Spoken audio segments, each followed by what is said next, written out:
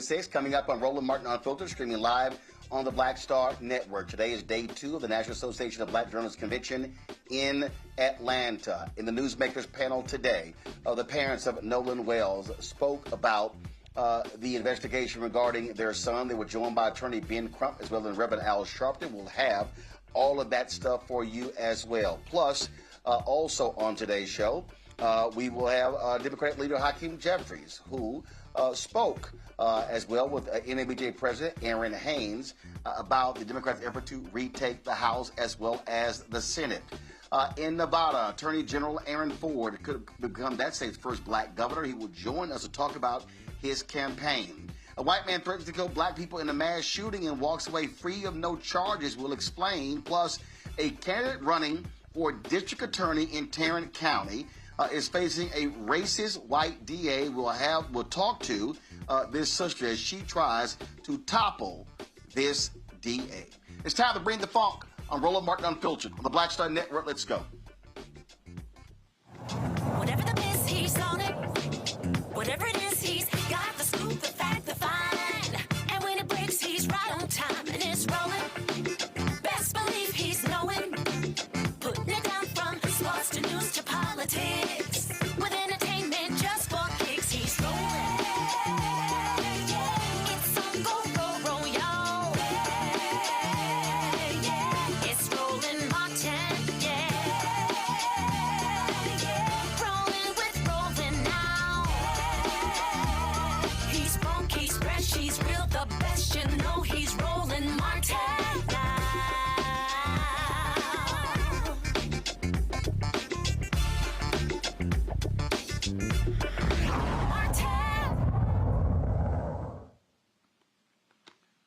Folks, today in Atlanta, the National Association of Black Journalists Convention, Democratic House Leader Hakeem Jeffries sat down with NABJ President Aaron Haynes to talk about the Democrats' plan to retake the House and the Senate in the midterm elections. He talked about a variety of issues. Here's some of what he had to say. Yeah, so I think we'll see, what happens in terms of what the caucus looks like on the other side of the midterm elections. Certainly our focus right now is making sure that we win as many seats as we can in November, flip as many red seats blue, and take the gavels back so we can actually function like a check and balance on an out-of-control administration, as opposed to what Republicans have been doing, which is a reckless rubber stamp for Donald Trump's extreme agenda, entirely inconsistent with the vision of the House of Representatives. I mean, it was interesting. King Charles, when he came to Congress, joint addressed to the House and to the Senate, stood there as a king and referenced the Magna Carta as the principle and foundation for the notion in America that executive power is subject to checks and balances. And of course, when he said that, everybody on the House side, the Democratic side of the House, stood up and gave him a rousing ovation. But then I looked over to the other side of the aisle, the Republican side, and they stood up and gave him a standing ovation. And I was very confused, y'all. Because King Charles was talking about them and their failure to actually bring to life this principle. So we're going to do that. That'll connect all House Democrats, whether those are New Dems, progressives, or Blue Dogs. But I think most importantly, everybody is focused on the notion that life is too expensive in the United States of America. There's far too many people. Certainly this is the case in our community, in the black community, who are working hard, they're playing by the rules, but they can't thrive and they can barely survive. And that's got to change. And so we have to make life more affordable, more comfortable for the American people, and that's what unites every part of the House Democratic Caucus. I think that we have to end Citizens United. And one of the things, there's been a series of Supreme Court decisions that have eroded democracy in America. Ending Citizens United was perhaps the first. That came in 2010. Then in 2013, you had the Supreme Court in the Shelby County case decimate Section 5, that was the initial attack on the Voting Rights Act, decimate Section 5 of the Voting Rights Act. Then a few years after that, you had the Supreme Court declare that partisan gerrymandering is all, fair in the political sphere and that there's nothing to prohibit it in the Constitution. And then you had, I think, the final devastating two decisions, most recently by the Supreme Court, which is one, of course, completely gutting the Voting Rights Act of 1965 in the most recent Calais decision, and then the decision that I think has unleashed this unprecedented corruption on the country is in the Trump v. United States case, where they gave the president basically complete immunity as if he was a king. So you have a series of systematic decisions going over the last 15 plus years that have really decimated sort of our democratic fabric, and we've got to unravel all of it. But Citizens United, I think, was the first, and we support full repeal of Citizens United. You can only bring that about in two different ways, either a constitutional amendment or a change in the Supreme Court. I think we're open to aggressively pursuing both.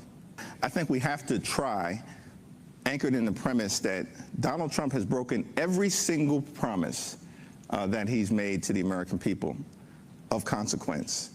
He promised to lower costs on day one. Costs haven't gone down, costs have gone up. As a direct result of Trump policies, including his tariffs that have increased costs on everyday Americans, people in our community and beyond, by thousands of dollars per year. He promised that immigration enforcement was going to target the worst of the worst. But immigration enforcement has basically unleashed ICE brutality on American citizens like Alex Freddie and Renee Nicole Good, in those instances killing them in cold blood. And certainly ICE brutality violently targeting law-abiding immigrants all across the country. I was just with several in New Jersey connected to Delaney Hall earlier in this week. He broke that promise. He promised to release the Epstein files, broke that promise. We forced a vote on the issue. About half the files have been released, the other half still being subjected to a cover-up by the Department of Justice. Donald Trump promised, right, to love and cherish Medicaid, then enacted the largest cut to Medicaid in American history, costing about 14 million Americans their health care and devastating hospitals, nursing homes, and community-based health clinics in our communities and in rural America, the heartland of America, and all across America. And then lastly, of course, this guy promised that he was in office not to start endless wars in the Middle East, but to stop them. And then turned around and got us involved in the reckless war of choice in Iran. So he's broken every promise that he's made. Now, down the stretch, we've made clear to the American people, we're fighting for an affordable America. And we've said that looks like three different things: on costs, on care, and then on corruption. On costs, we got to lower the cost of groceries, of gasoline, of housing, because life is far too expensive. On health care, we've said, look, this is the wealthiest country in the history of the world. We've got to make health care affordable for every single American, and that's our commitment. Reverse the damage that's been done and then build something better. And then on corruption, our view has been, I don't know that we'll get partnership on corruption, but we'll try to seek some common sense Republicans, the few that are left in Washington, to work with us on costs and on health care. But on corruption, we've said, if you've got people in office who are focused primarily in enriching themselves, their family, their friends, and their donors, then they're not focused on making life more affordable for the American people. And so from beginning on day one, we're going to hold the crooks accountable. These are the explicit promises that we're making to the American people, and we have a responsibility to try to bring that about. And if we're in a divided government scenario, we can do the accountability stuff in the majority on our own, holding gavels and subpoena power. But in terms of actually moving legislation that makes life better for the American people, we'll need a handful of Republicans to join us. Now, we've forced Republicans to join us in the House on a variety of different issues, including extending the Affordable Care Act tax credits for 3 years on our terms, forced that vote, and then won that vote in January. I think in the majority, we'll have the ability to do more. Folks, at the end of the show, at the tail end of the show, we'll play you the full remarks by Congressman Hakeem Jeffries. I want to go to my panel now. Dr. Greg Carr, Department of Afro-American Studies at Howard University. Joining us from D.C., Reese Colbert, host of the Reese Colbert Show, Sirius XM Radio from D.C. as well. Dr. Larry J. Walker, university professor and former senior congressional staffer, joining us from Orlando. Glad to have all three of y'all here. Reese, I'm going to start with you. There's been a lot of talk on the Democratic side about the job that Leader Hakeem Jeffries is doing. You've already got people talking about, well, he shouldn't be Speaker of the House. Democrats ain't won nothing yet. My whole deal is, why don't y'all shut up and focus on winning?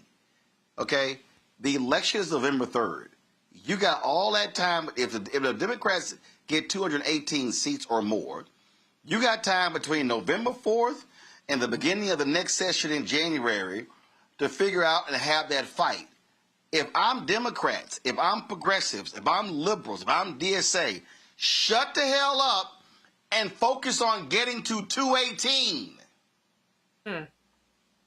Well, let's start with the fact that it doesn't actually get attention and clicks to attack Republicans. I did a little experiment on Threads on Saturday, and I said, okay, if you haven't been called all these different names that they have for the bad Democrats, usually the bad blacks is how I refer to us.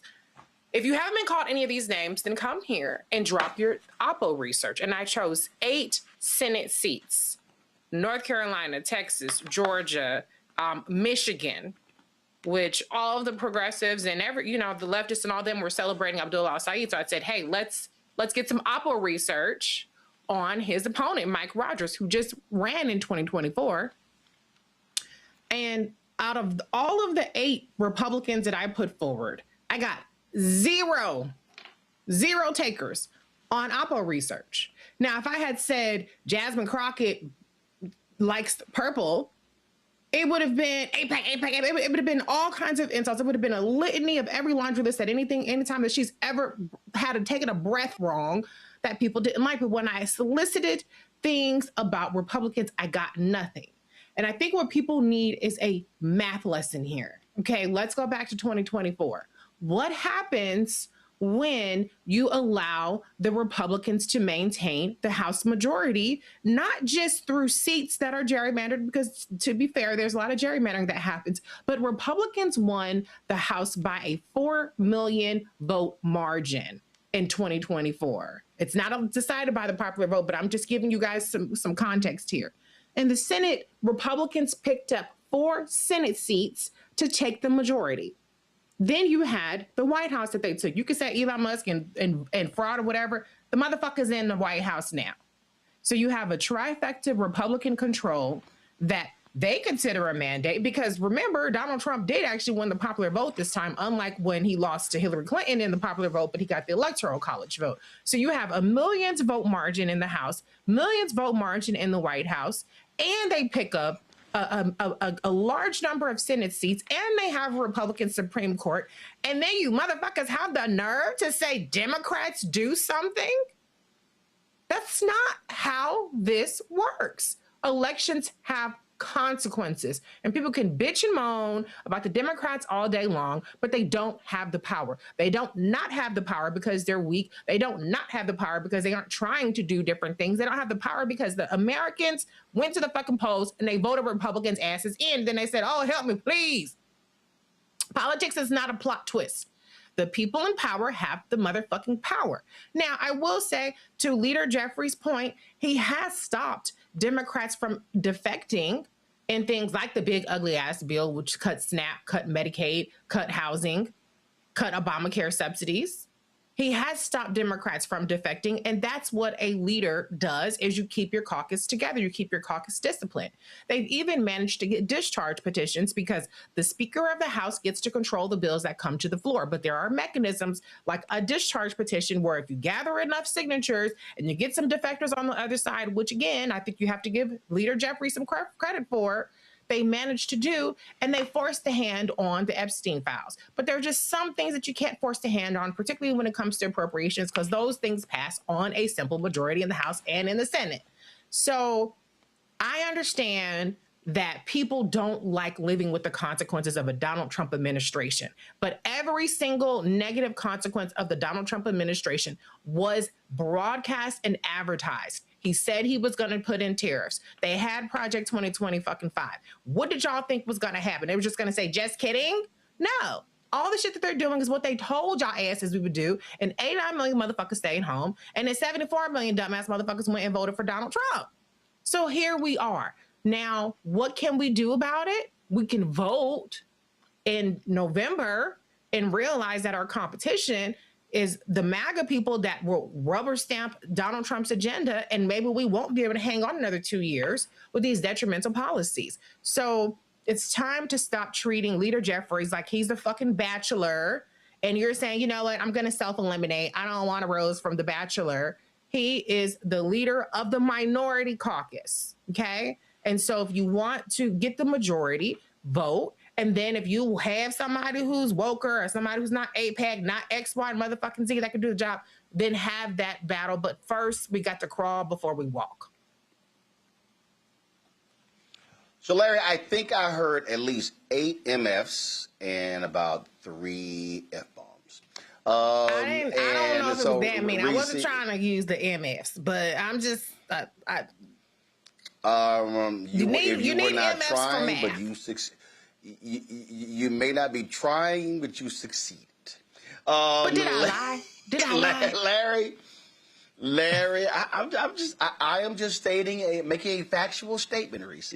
Oh, okay. Larry, the thing for me here, again, Larry, the thing that it is perplexing to me. Listen, primaries are where you have your intra-party fights. When the primary is over, it's time to turn all your fire to the other side. Congresswoman Haley Stevens, it did not take her long after she lost to Al Saeed in Michigan to say, I'm standing to support him. Okay? Didn't take long at all. And so, this is the stupidity to me on the left. This is the stupidity to where certain elements on the left can't handle when their candidate loses. If you are a Francesca Hong supporter in Wisconsin, she lost. You should be saying, we're going to ride behind Crowley because we cannot let Republicans take control of the governor's mansion after we've had it for the last couple of terms. That's basic politics. And it's no different. It's no different. No matter, I'm just going to let you answer that because the one I'm about to give Greg is going to straight up blow y'all away. But Larry, just go ahead and weigh in. Yeah, Roland, I'm glad you talked about, when your preferred candidate doesn't win the primary. And so to note, next Tuesday in the state of Florida is our Democratic-Republican primary. And so, listen, whoever wins the primary, you got to get behind that candidate, particularly during the troubling times that we're facing, unprecedented times in terms of the attack. You talked about the attack on Black America and other minoritized groups. Obviously, we talk about ICE and some of the things that's happening there, the economic impact on the Black community. We don't have time for this. And so you need to coalesce, behind whoever that candidate is, raise money, go out and knock on doors, GOTB, get out the vote, right? And you have to move forward to make sure that you're prepared in November. Otherwise, Reese highlighted a lot of really important points in terms of the unrealistic expectations that Hakeem Jeffries deals with. But if Democrats don't get their act together, we're going to be having this conversation after November about what we're going to do 2 years from now. And, beyond that time, between, after this midterm this year and 2 years from now, it may be a wrap for what's happening in the United States. So it's important to keep in mind. The other thing is, Roland, I want to mention really quickly is, since we're talking about Hakeem Jeffries, is heavy is the head that wears the crown. And so as a Black man who, member of the CBC, and what may happen if the Democrats flip the House and he becomes the first Black speaker, there are always these expectations that Black folks, particularly Black Democrats, have to deal with that white Democrats and other groups don't have to deal with. Reese mentioned Jasmine Crockett. We could go on in terms of the list of Black members of Congress who have to constantly deal with these unrealistic expectations. Lastly, Reese made the great point. Listen, this ain't reality TV. I need folks to take civics classes, because when I worked on the Hill and we were in the minority, you had to do what you had to do to get bills passed. Now, if you flip it and you're in the majority, then some of these bills, as he talked about, holding individuals who've been cheating accountable, then we can provide some balance in which the framers of the Constitution initially, when they developed this system of government. Otherwise, we'll be dealing with the same issues over economic issues and the same scandals over and over again. But folks, once again, as you say, have to get behind whoever wins the primary, fund and knock on doors. See, Greg, we talk about consequences all the time, political consequences on the And I was having a conversation with someone today at NABJ in Atlanta, and we had to get a laugh out of this. It's amazing to hear one of the biggest loudmouths who was telling black people not to vote, who was telling black people that Kamala Harris was the same as Donald Trump, turn around and say the Trump Department of Justice needs to investigate the death of Nolan Wells. And I'm like, I'm sorry, you were one of the people literally telling people not to vote. And it is undeniable that a Kamala Harris Department of Justice, a President Kamala Harris Department of Justice, would be far more aggressive in prosecuting civil rights cases than there would be a Donald Trump Department of Justice. There's a perfect example to say to progressives, you look like an idiot where you have a circular firing squad and you are trying to destroy your own when you haven't even reclaimed the House or the Senate.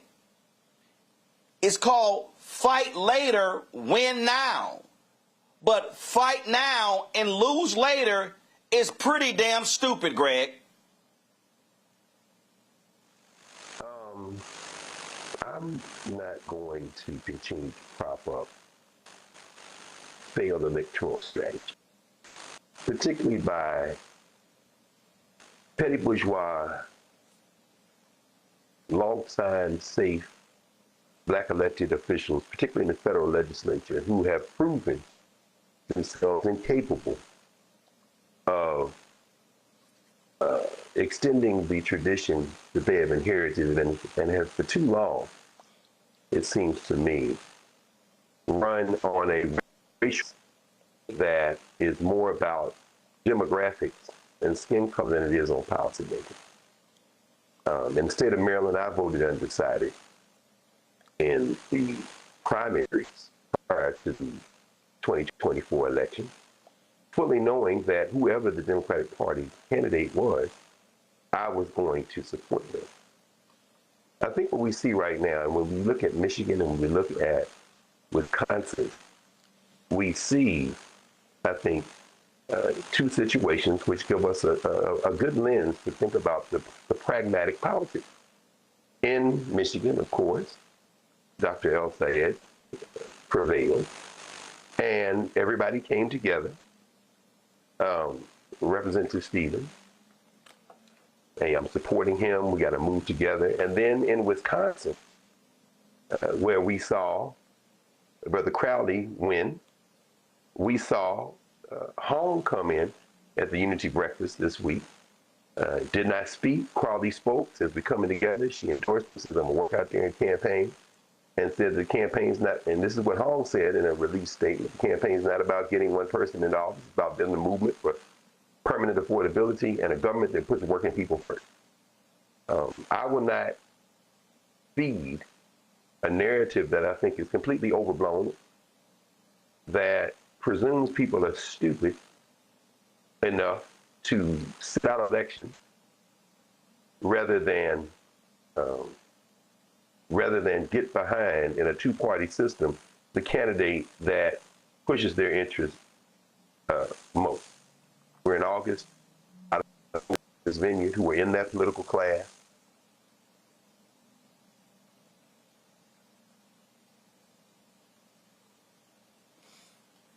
Folks, Greg is still traveling overseas, so we're having some issues with his video feed and audio, so we're going to get that worked out. I just want people to understand. You have to win. You can't change public policy if you lose. If you're in the minority in the House or the minority in the Senate, you ain't got no power. Oh, you can hold news conferences. You can try to block appointments, but you have very limited power to govern. So folks might want to consider that when they are focusing on attacking inward and not attacking your enemy. Going to a break, we come back. We'll talk with Nevada Attorney General Aaron Ford, who is running for governor of Nevada. That and more right here on Roland Martin Unfiltered on the Black Star Network.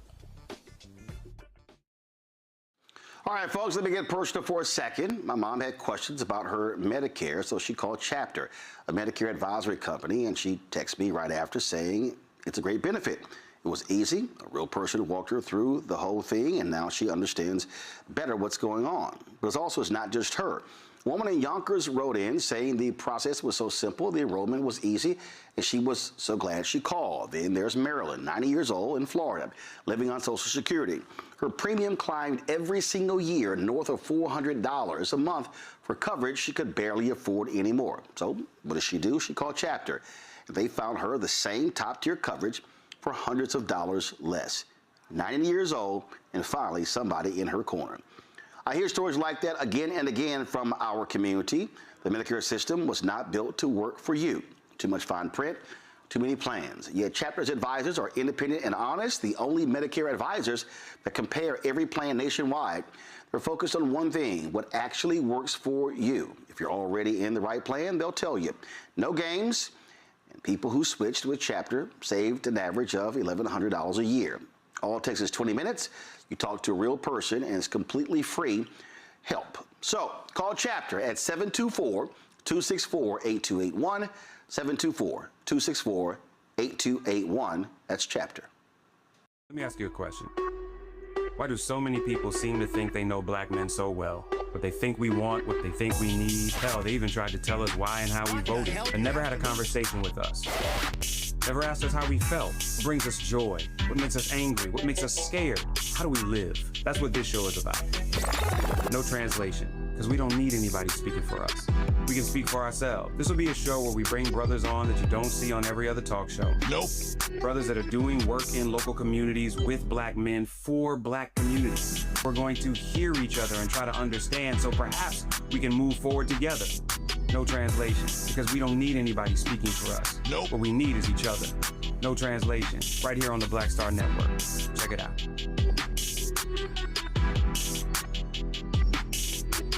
Hey, what's up? It's Tammy Roman. Hey, it's John Murray, the executive producer of the new Sherry Shepherd Talk Show. It's me, Sherry Shepherd, and you know what you're watching, Roland Martin Unfiltered.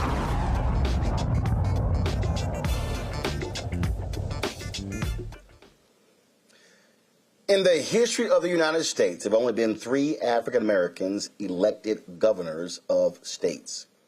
This year, we could actually see 4 in November.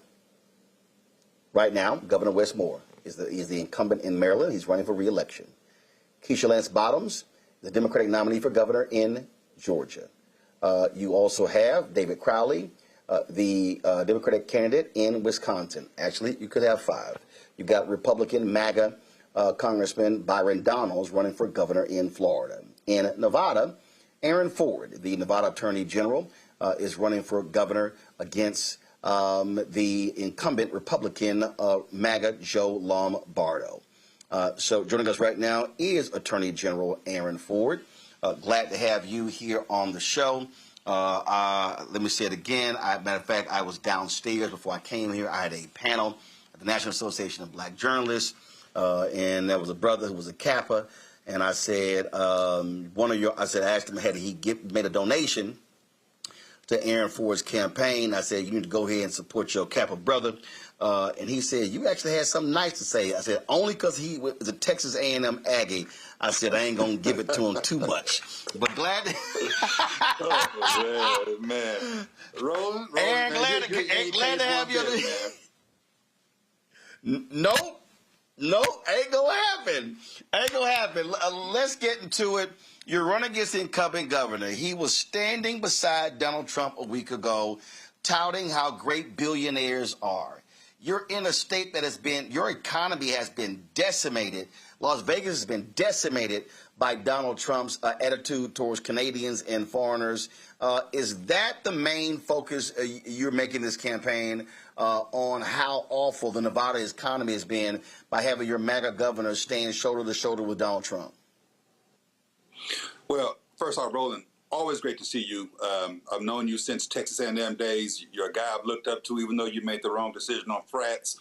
But you are, a good guy. I got a lot of appreciation for you. But I got to pick on you for a quick minute. I got to tell you, if you come to my state and you call it Nevada, you're going to get upcharged. Okay? They're going to upcharge you, and don't call your friend Aaron Ford. You know my name ain't Aaron. It's Aaron Ford, thinking you're going to get me to prosecute. So what are y'all, Nevada? That's right, Nevada. Okay, so let me tell you, you Aaron or you Aaron? I feel like that skit from Key and Peele. I knew you were gonna do that. No, it's Aaron Ford from Nevada, and grateful for you, man. But look, to your question, to the serious point of the question, you use the word decimated. That is the word. The fact is, Joe Lombardo and Donald Trump have decimated our economy. It's called the Lombardo-Trump economy for a reason. Donald Trump wanted to institute some tariffs, and Joe Lombardo said we should maybe feel a little pain from them. Those tariffs have, in fact, caused high unemployment. They've caused businesses to close. They've wreaked havoc all throughout the entirety of our state. And so when President Trump comes out here and he talks about the no tax on tips pledge and the law that he passed, it doesn't really matter about tips if you're not. It doesn't really matter about your taxes if you're not getting tips in the first place.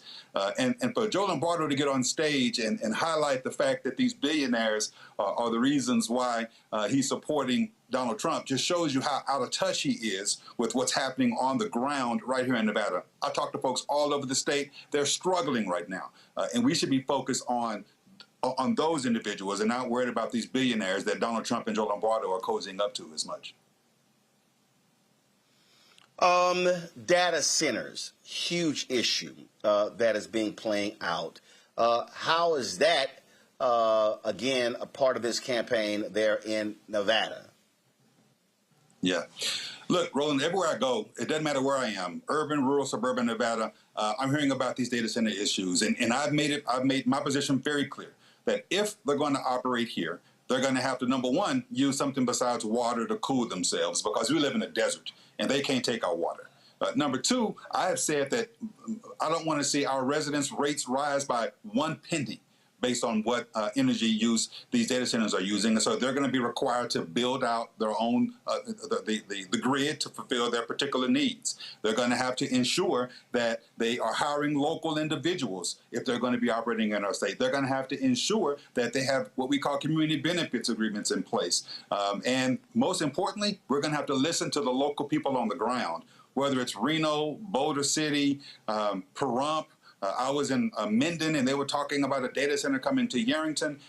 The input of people is paramount, and I think they're making their voices pretty known about how they feel about these data centers. Again, we talked the issue of data centers. We also, of course, the economy, healthcare, significant issue. How has Nevada been impacted by Donald Trump's vicious attacks on Medicare, Medicaid, and the Affordable Care Act? There's a connection here, and there's a pattern between how Joe Lombardo responds to the needs of the people versus needs of the corporations. We talked about data centers a second ago.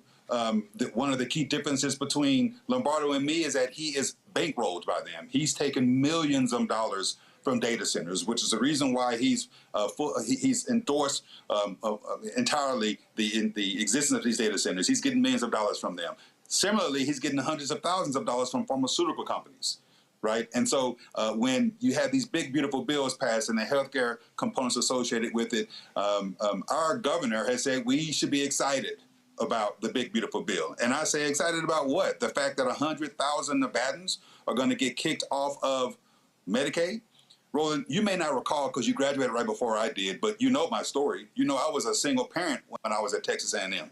You know that I was living on Medicaid to keep my son healthy. You know I was living on food stamps to keep us fed. And so these types of lifelines are very important to me, and I understand the importance of them to other people. And so when I have a governor who's so afraid to stand up to Donald Trump, who kowtows, capitulates, kisses up to, and simply lies down for Donald Trump, that gives me great concern, which is the reason why I'm running right now, because there's a difference between, there's a choice. They can have someone who folds all the time, or they can have someone who fights all the time. And that's the alternative they have in me.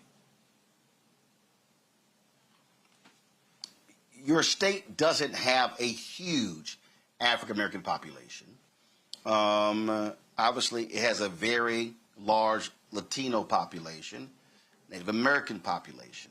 How are you building a broad-based coalition to get Democrats in your state to stand behind your campaign and, frankly, to stop what I call the previous segment, this circular firing squad between your center-left Democrats, your progressives, your liberals, and your far-left Democrats and DSA candidates?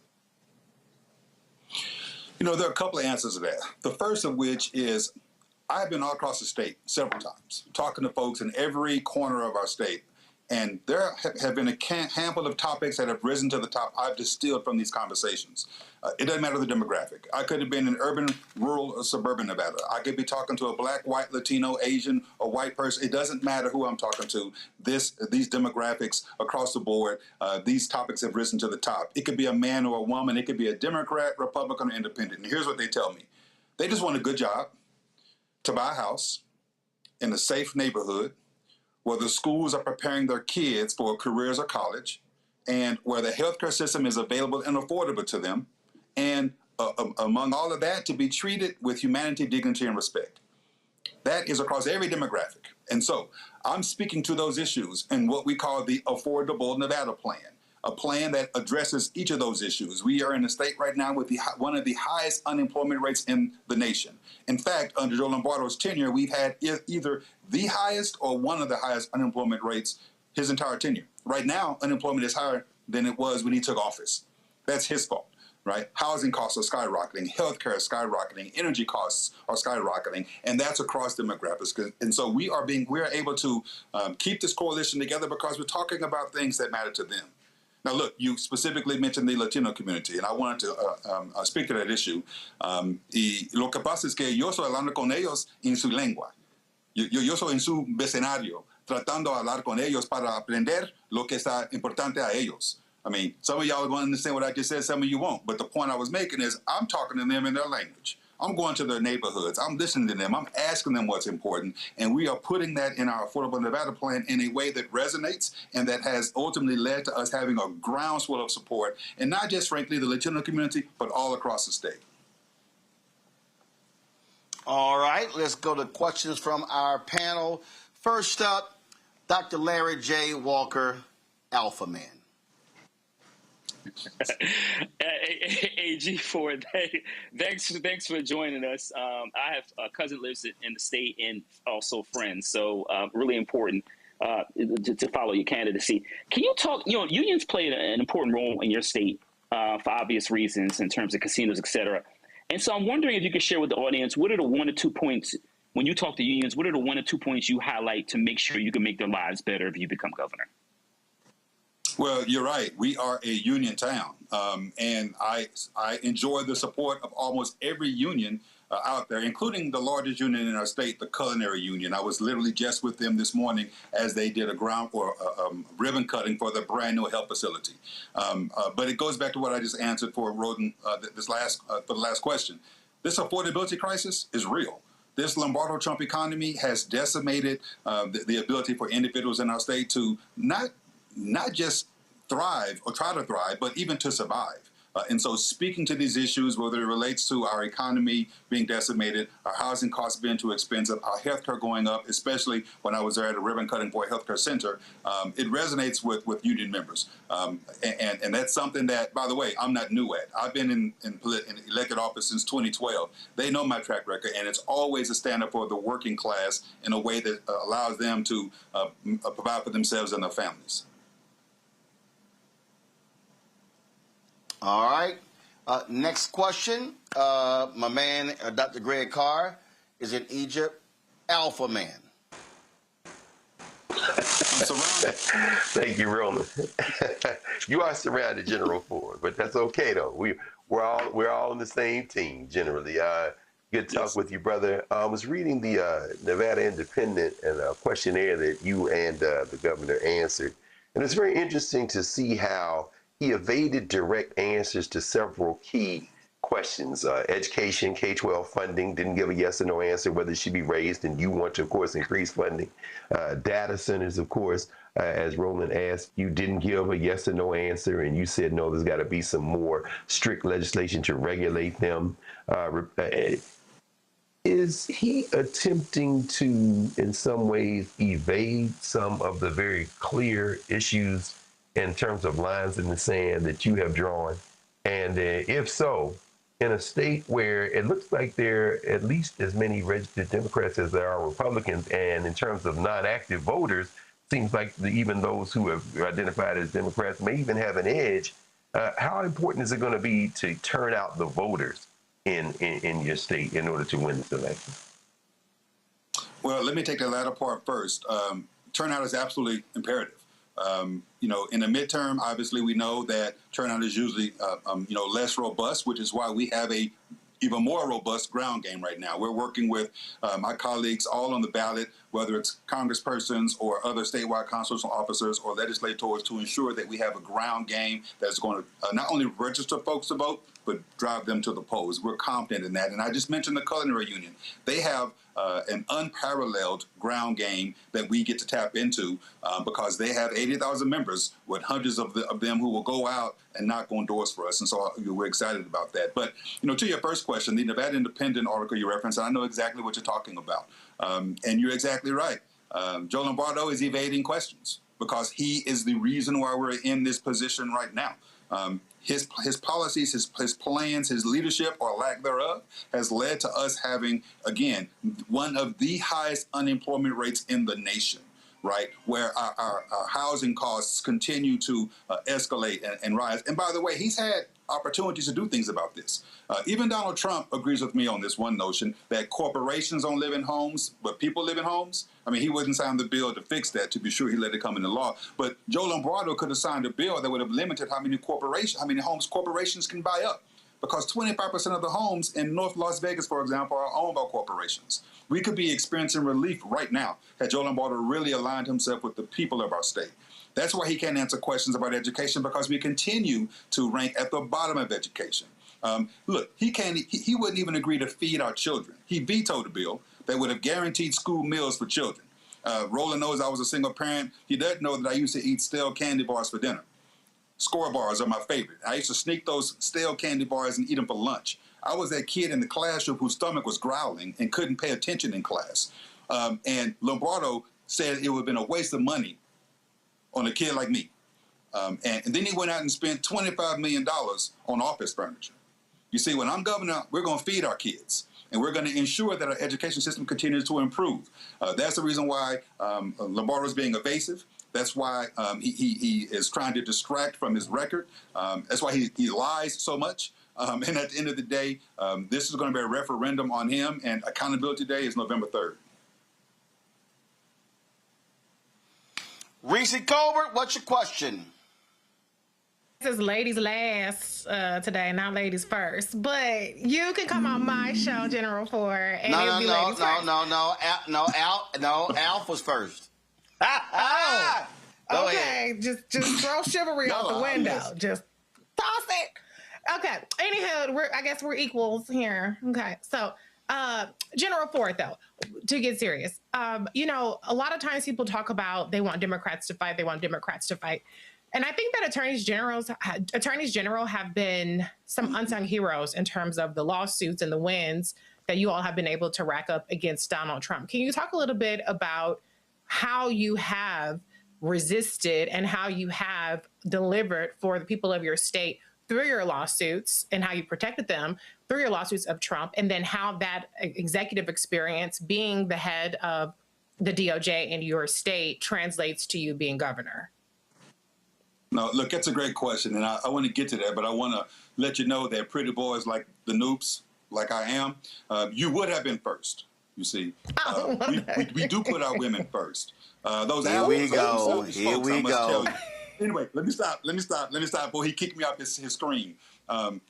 Anyway, true question, real question. And look, the fact of the matter is, attorneys general, Democratic attorneys general, aren't scared to fight. And we have been in court probably upwards of 75 times this term. It was over 100 times when the first time he ran for office. And our win rate against him for violating the law is upwards of 85 to 90%.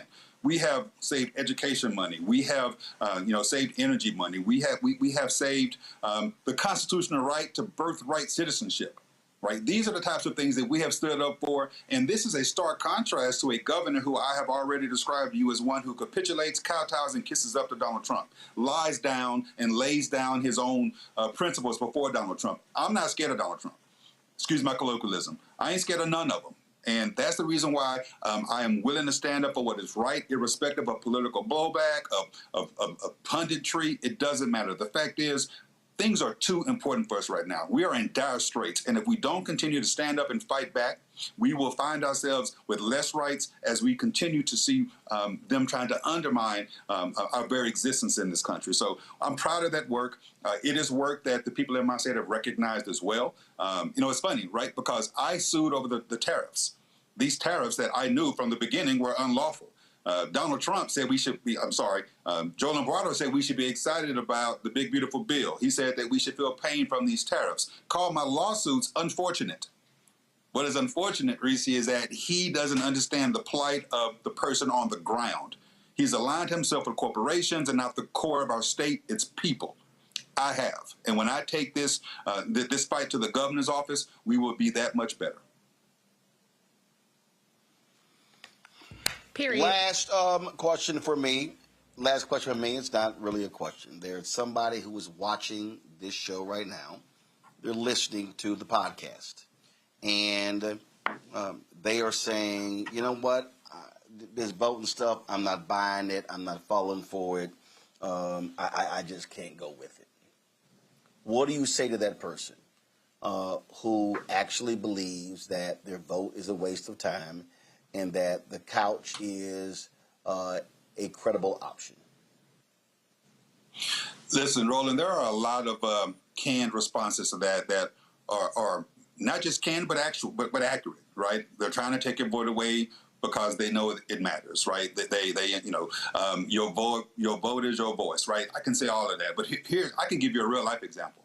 When I became the Attorney General back in 2018, I barely won my race. I won by 0.47 percentage points, right? I tried to say 0.5. They said, no, you can't round up. 0.47 percentage points. 4,533 votes out of over 1 million cast is what separated me from winning and losing. And the reason why that's important is because during my first term, we had George Floyd. During my first term, we had COVID. During my first term, we had a president and Donald Trump hell-bent on undermining our elections. And thank goodness it was me in this office as opposed to the alternative, because none of those things would have been taken seriously. Your vote absolutely counts, and it's important that you actually show up to vote. We need your help out there. Look, we can all throw the towel in. This isn't easy. You think I like getting called everything but a child of God? Right? You think that I like getting called out my name and being disrespected and having my life threatened and have to have, armed security around me all the time? No, I don't. But I'm in the fight because I know that if people like us aren't in the fight, we will continue to regress. we were continuing to go backwards. And I, for one, for the sake of the child I had when I was in college, for the sake of the other 2 children my wife and I have had, for the sake of the nephew I raised, and for the sake of all children out there, we'll continue to stay in this fight. And I need the people to go out to vote and stay in this fight with us. Folks, that is Nevada Attorney General Aaron Ford, Aaron. He is running for governor of Nevada on the Democratic nomination, and I appreciate him joining us on the show. Good luck in the campaign. So that's right. He's saying go to his site. That's right. What he's really saying is he's really saying drop Cash App, PayPal, Venmo, Zelle. If you want to contribute, go to forwardfornevada.com, forwardfornevada.com, and also listen. And I've said this to people as well all the time. Hey, you may not live in a state, but you can also volunteer. There's phone banking, other ways people can assist to help with campaigns. And so, Aaron, I appreciate it. Thank you so very much. And again, so Thank you. Scott Bolden, if you're watching and listening, I told you, I told Hakeem Jeffries this today. I said, see, I let a few Kappas come on. Yeah. You might be cold over there, but it's pretty too. Well, but ice cold, they gotta be kept warm. All right, I appreciate it, my brother. Thanks a lot. Thank you. Take care. Can't always be serious, y'all. Appreciate that. The point that we made, and I'm gonna go to you first on this one, Greg.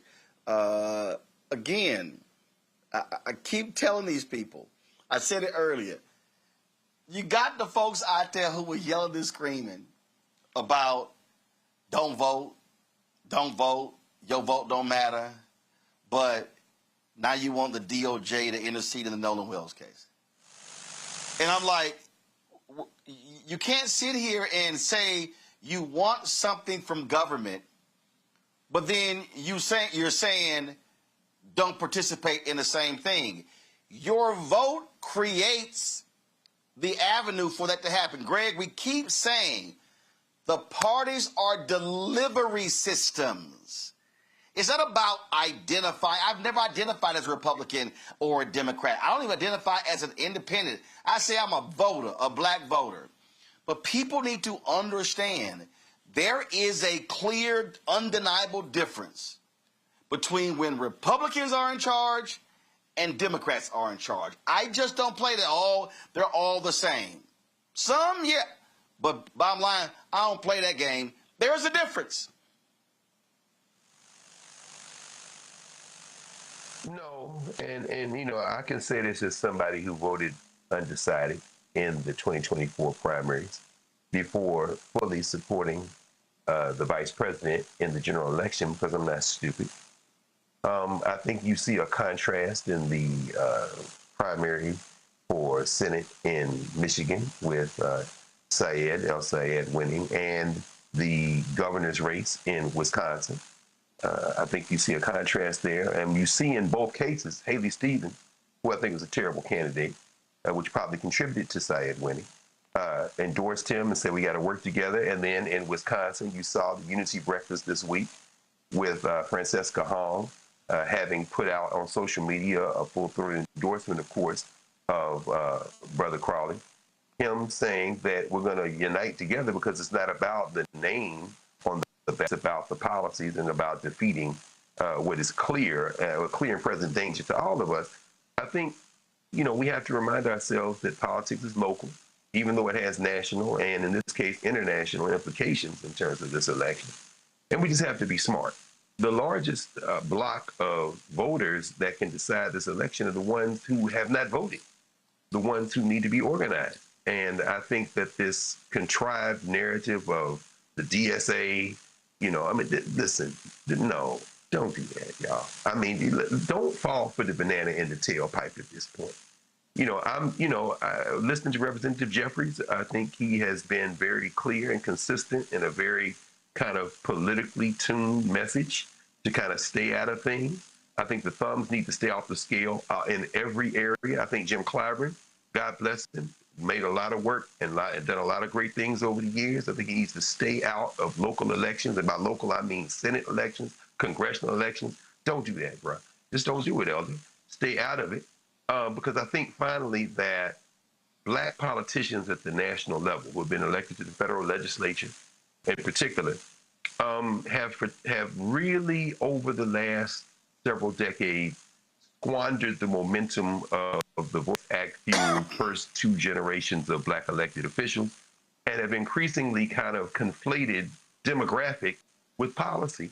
And unfortunately, that has not satisfied voters who have become affected and have become very vulnerable to propaganda campaigns by those who hate all of us and who are trying to hoover up all this wealth, hoover up all this money, and shovel it into the pockets of billionaires.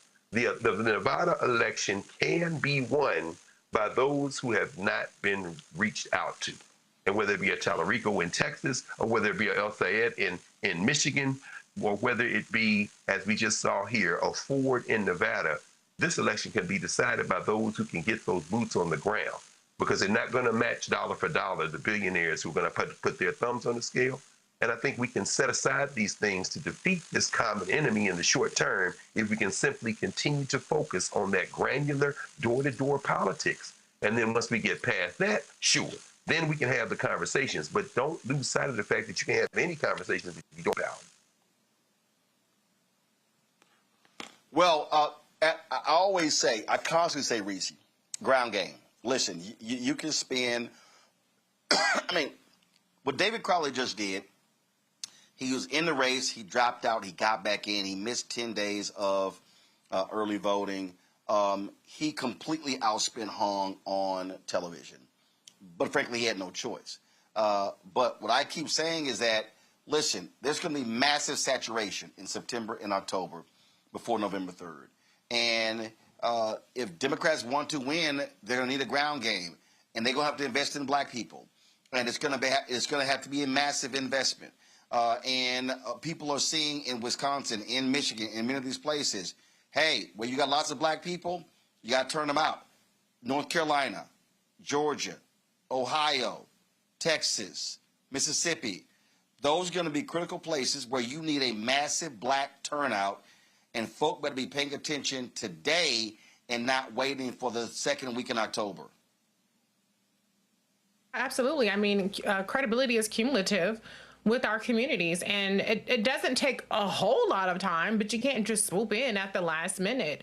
And that's why I am happy to see some of the candidates that didn't necessarily focus as much on black voters during their primaries have pivoted, and they are putting in more work, going to black outlets, going on Urban View Mornings with you, Dr. Carr, or coming on Roland's show and other shows. So I think that it's important to build that with consistent engagement, but also engagement needs dollars. It is crazy how black folks, black organizers, black organizations are always expected to do things for the culture, do things for the people. And white consultants break up millions and millions and millions and millions of dollars directing where the funds go. And usually it's not towards us. So there should be a massive galvanization of funds going to the boots on the ground. And we did just see where there's, controversy this week about there not being a big investment going into Mississippi. Now, granted, you got two black guys on the doggone general election ballot. You got somebody who's independent and Democratic. So that probably eliminates the chance of that state turning red, turning blue in terms of that Senate seat, but there's still a gubernatorial election and other things that are happening there. But to Dr. Carr, respectfully, I am curious why Clyburn in particular has to stay out when the DSCC chairs, Chuck Schumer, Kristen Gillibrand, they have much more power in terms of the behind the scenes machinations with Senate races. And then you also have Bernie Sanders and AOC that win, and they made their endorsements. And so I'm just curious, because you got cut off a little bit earlier, what is the problem specifically with black electeds that is uniquely symptomatic to them, or what is it that I'm missing that you seem to take issue with? Case specifically, there is a conservatism, political conservatism, that quite frankly he's had since he was a student in South Carolina State, that I think is masked by the idea that he's a Democrat. And I'm using Clyburn as an example because he's one of the more active ones. I really don't care what Chuck Schumer does. I think the Democratic Party, Ken Martin and them have proven that they are soft white nationalists. And as we talk about black politics, I think we have to have a candid conversation. And I'm saying that understanding that ultimately the Democratic Party presents us the best option in terms of delivery systems of getting what we need done. But I think we have to be a little bit more honest about the politics of black elected officials in the federal legislature. And so when you see a Clyburn put his thumb on the scale and start talking about, black voters need to do this, black voters need to do this, respectfully to the elder. And this isn't being disrespectful to him at all. But what I'm saying is that when you line up and salute with a Pelosi, with a Schumer, with the rest of them, black people who are disaffected can then look and say, well, look, man, nobody wants to hear that. Nobody wants to, nobody feels any confidence that you're doing anything other than telling us to stand up and vote blue no matter who. Now, that, I think, is what opens the door to the type of disaffection that then makes people ripe for the propaganda that comes from the open white nationalists, the hard white nationalists. I think Hakeem Jeffries has been dangerously close to that in the past. But as you see these inroads being made who don't get the backing of the DNC, which is a soft white nationalist organization, which of course since the early 1990s, really the late 80s, has been really working hard to tamp down or somehow evade that kind of rising discontent, particularly among black voters.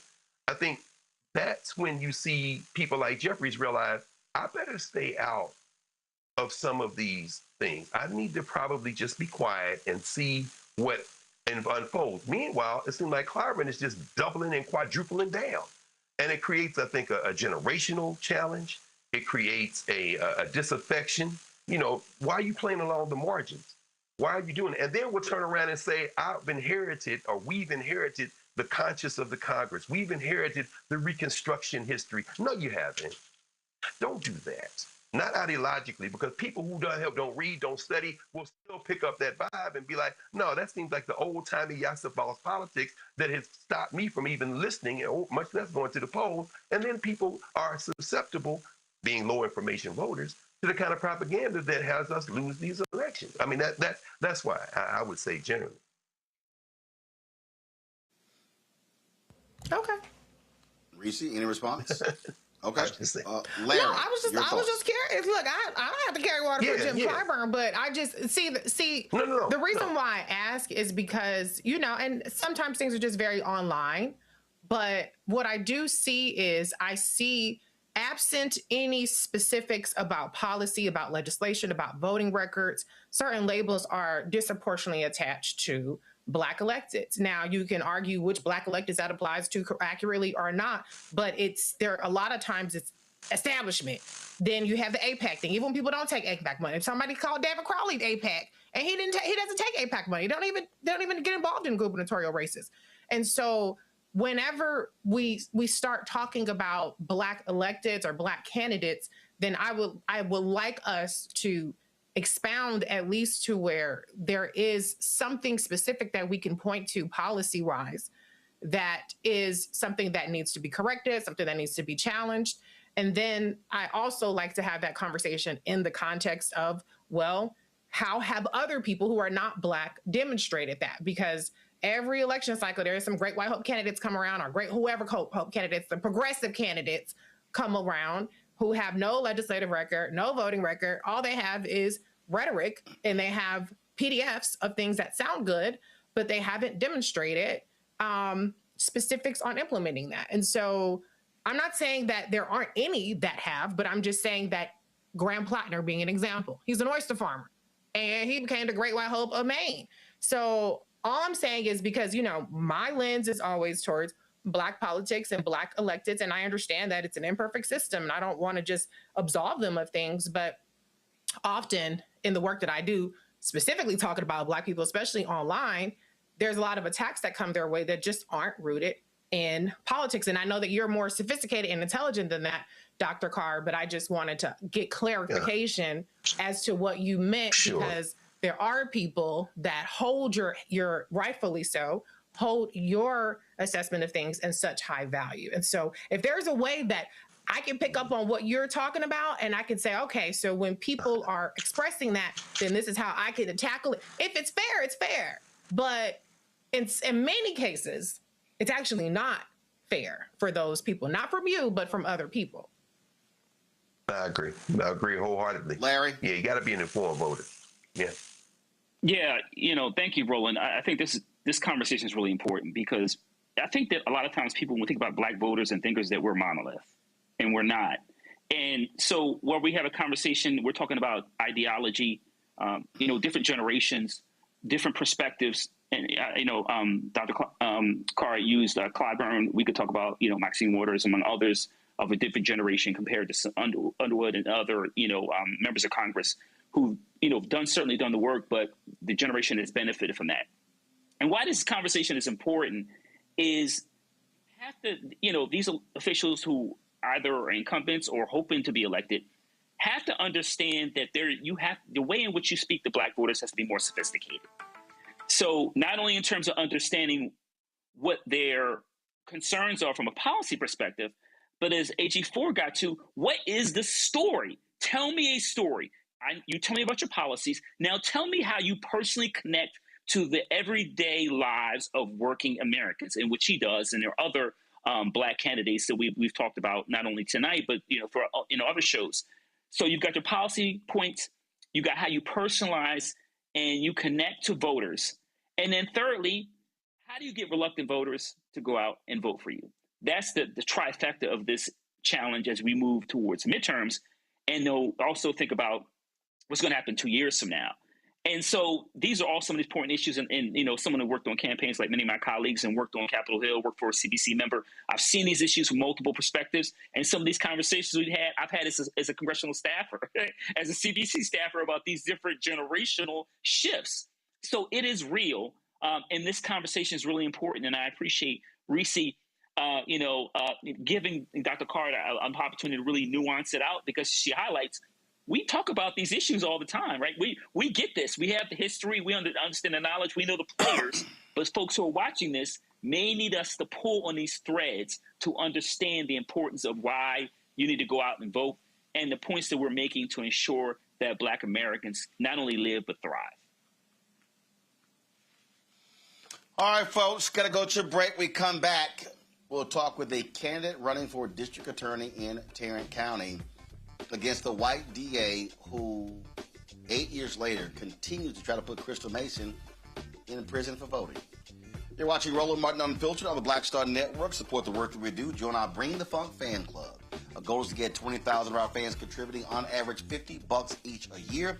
That's $4.19 a month, 13 cents a day. That is to, of course, deflect the significant costs to do this show and also the other shows on our network. So if you want to contribute via Cash App, use a Stripe QR code. You see it right here. This QR code for credit cards as well. Checks and money order, make it payable to Roland Martin Unfiltered. P.O. Box 57196, Washington, D.C. 20037-0196. PayPal is R Martin Unfiltered. Venmo RM Unfiltered. Zelle Roland at RolandSMartin.com. Roland at RolandMartinUnfiltered.com. All right, folks, let me get personal for a second. My mom had questions about her Medicare, so she called Chapter, a Medicare advisory company, and she texted me right after saying it's a great benefit. It was easy. A real person walked her through the whole thing, and now she understands better what's going on. But it's not just her. A woman in Yonkers wrote in saying the process was so simple, the enrollment was easy, and she was so glad she called. Then there's Marilyn, 90 years old, in Florida, living on Social Security. Her premium climbed every single year north of $400 a month for coverage she could barely afford anymore. So what does she do? She called Chapter. They found her the same top-tier coverage for hundreds of dollars less. 90 years old, and finally somebody in her corner. I hear stories like that again and again from our community. The Medicare system was not built to work for you. Too much fine print, too many plans. Yet Chapter's advisors are independent and honest, the only Medicare advisors that compare every plan nationwide. They're focused on one thing, what actually works for you. If you're already in the right plan, they'll tell you. No games And people who switched to a chapter saved an average of $1,100 a year. All it takes is 20 minutes. You talk to a real person, and it's completely free help. So call Chapter at 724-264-8281, 724-264-8281. That's Chapter. Let me ask you a question. Why do so many people seem to think they know black men so well? What they think we want, what they think we need. Hell, they even tried to tell us why and how we voted, but never had a conversation with us. Never asked us how we felt, what brings us joy, what makes us angry, what makes us scared. How do we live? That's what this show is about. No translation, because we don't need anybody speaking for us. We can speak for ourselves. This will be a show where we bring brothers on that you don't see on every other talk show. Nope. Brothers that are doing work in local communities with black men for black communities. We're going to hear each other and try to understand so perhaps we can move forward together. No translation, because we don't need anybody speaking for us. Nope. What we need is each other. No translation, right here on the Black Star Network. Check it out.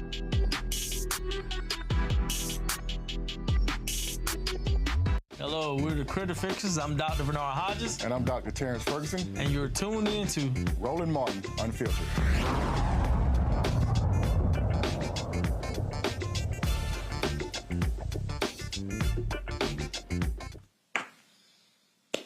Folks, Tarrant County in Texas, where Fort Worth is the third largest county in the state. It is the last remaining large red county. And one of the big races we're paying attention to, in addition to the county judge race involving Lisa Simmons, who's trying to be elected county judge, is the district attorney race. Tiffany Burks, Democrat, she is running against the longtime incumbent DA in Tarrant County, Phil Sorrells. Now, why should, and I've been calling for black folks to be organizing and mobilizing like crazy. Phil Sorrells, do y'all understand that this man has continued to target Crystal Mason? I need y'all to understand. We launched this show September 4th, 2018. Crystal Mason and her attorney were on our first show. This has been going on 9 years, and he is still trying to put that woman in jail for voting in a race where her ballot wasn't even counted. Yeah, this man needs to be defeated. Tiffany Burks joins us right now. Glad to have you on the show. Is this one of the issues that you've been talking, especially to black voters, about how this man is really at this point he is harassing Crystal Mason? Absolutely. Thank you, Roland, for having me on the show.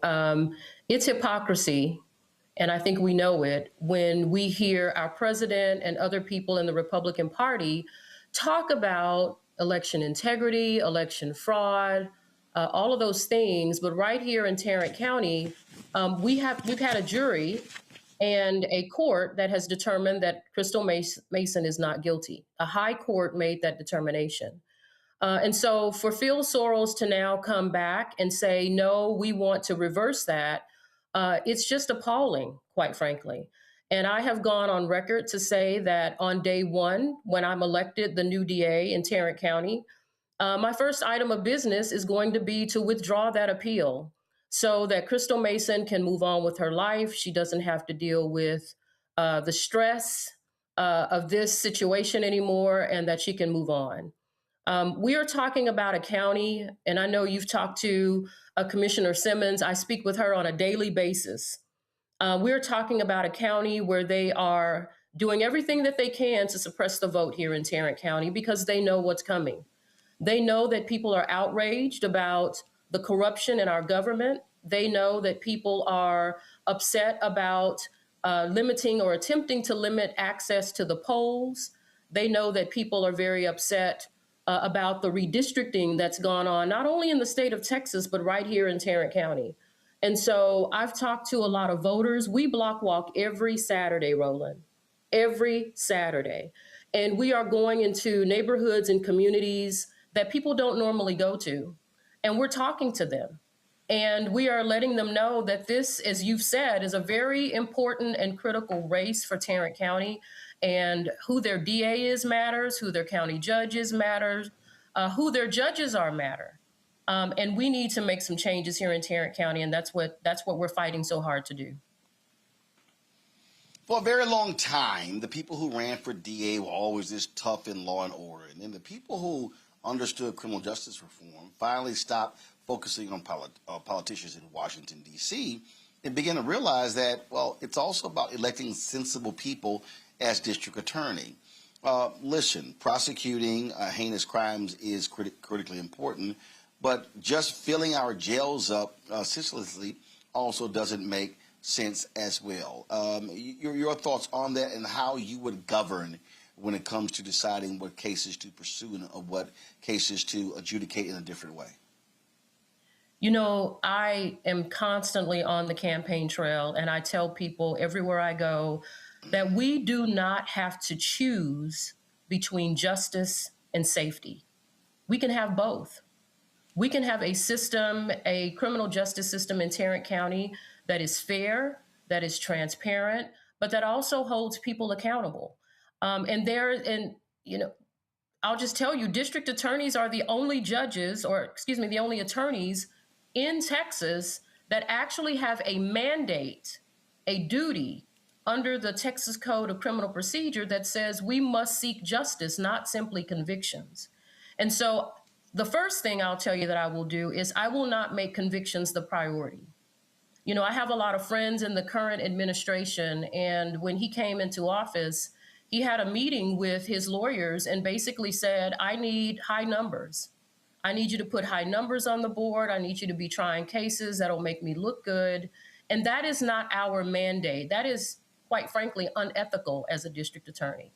It is our responsibility to seek justice. And so to that end, one of the things that I'm going to be doing when we're looking at the filing of cases in Tarrant County is we are going to be identifying people who have mental health issues.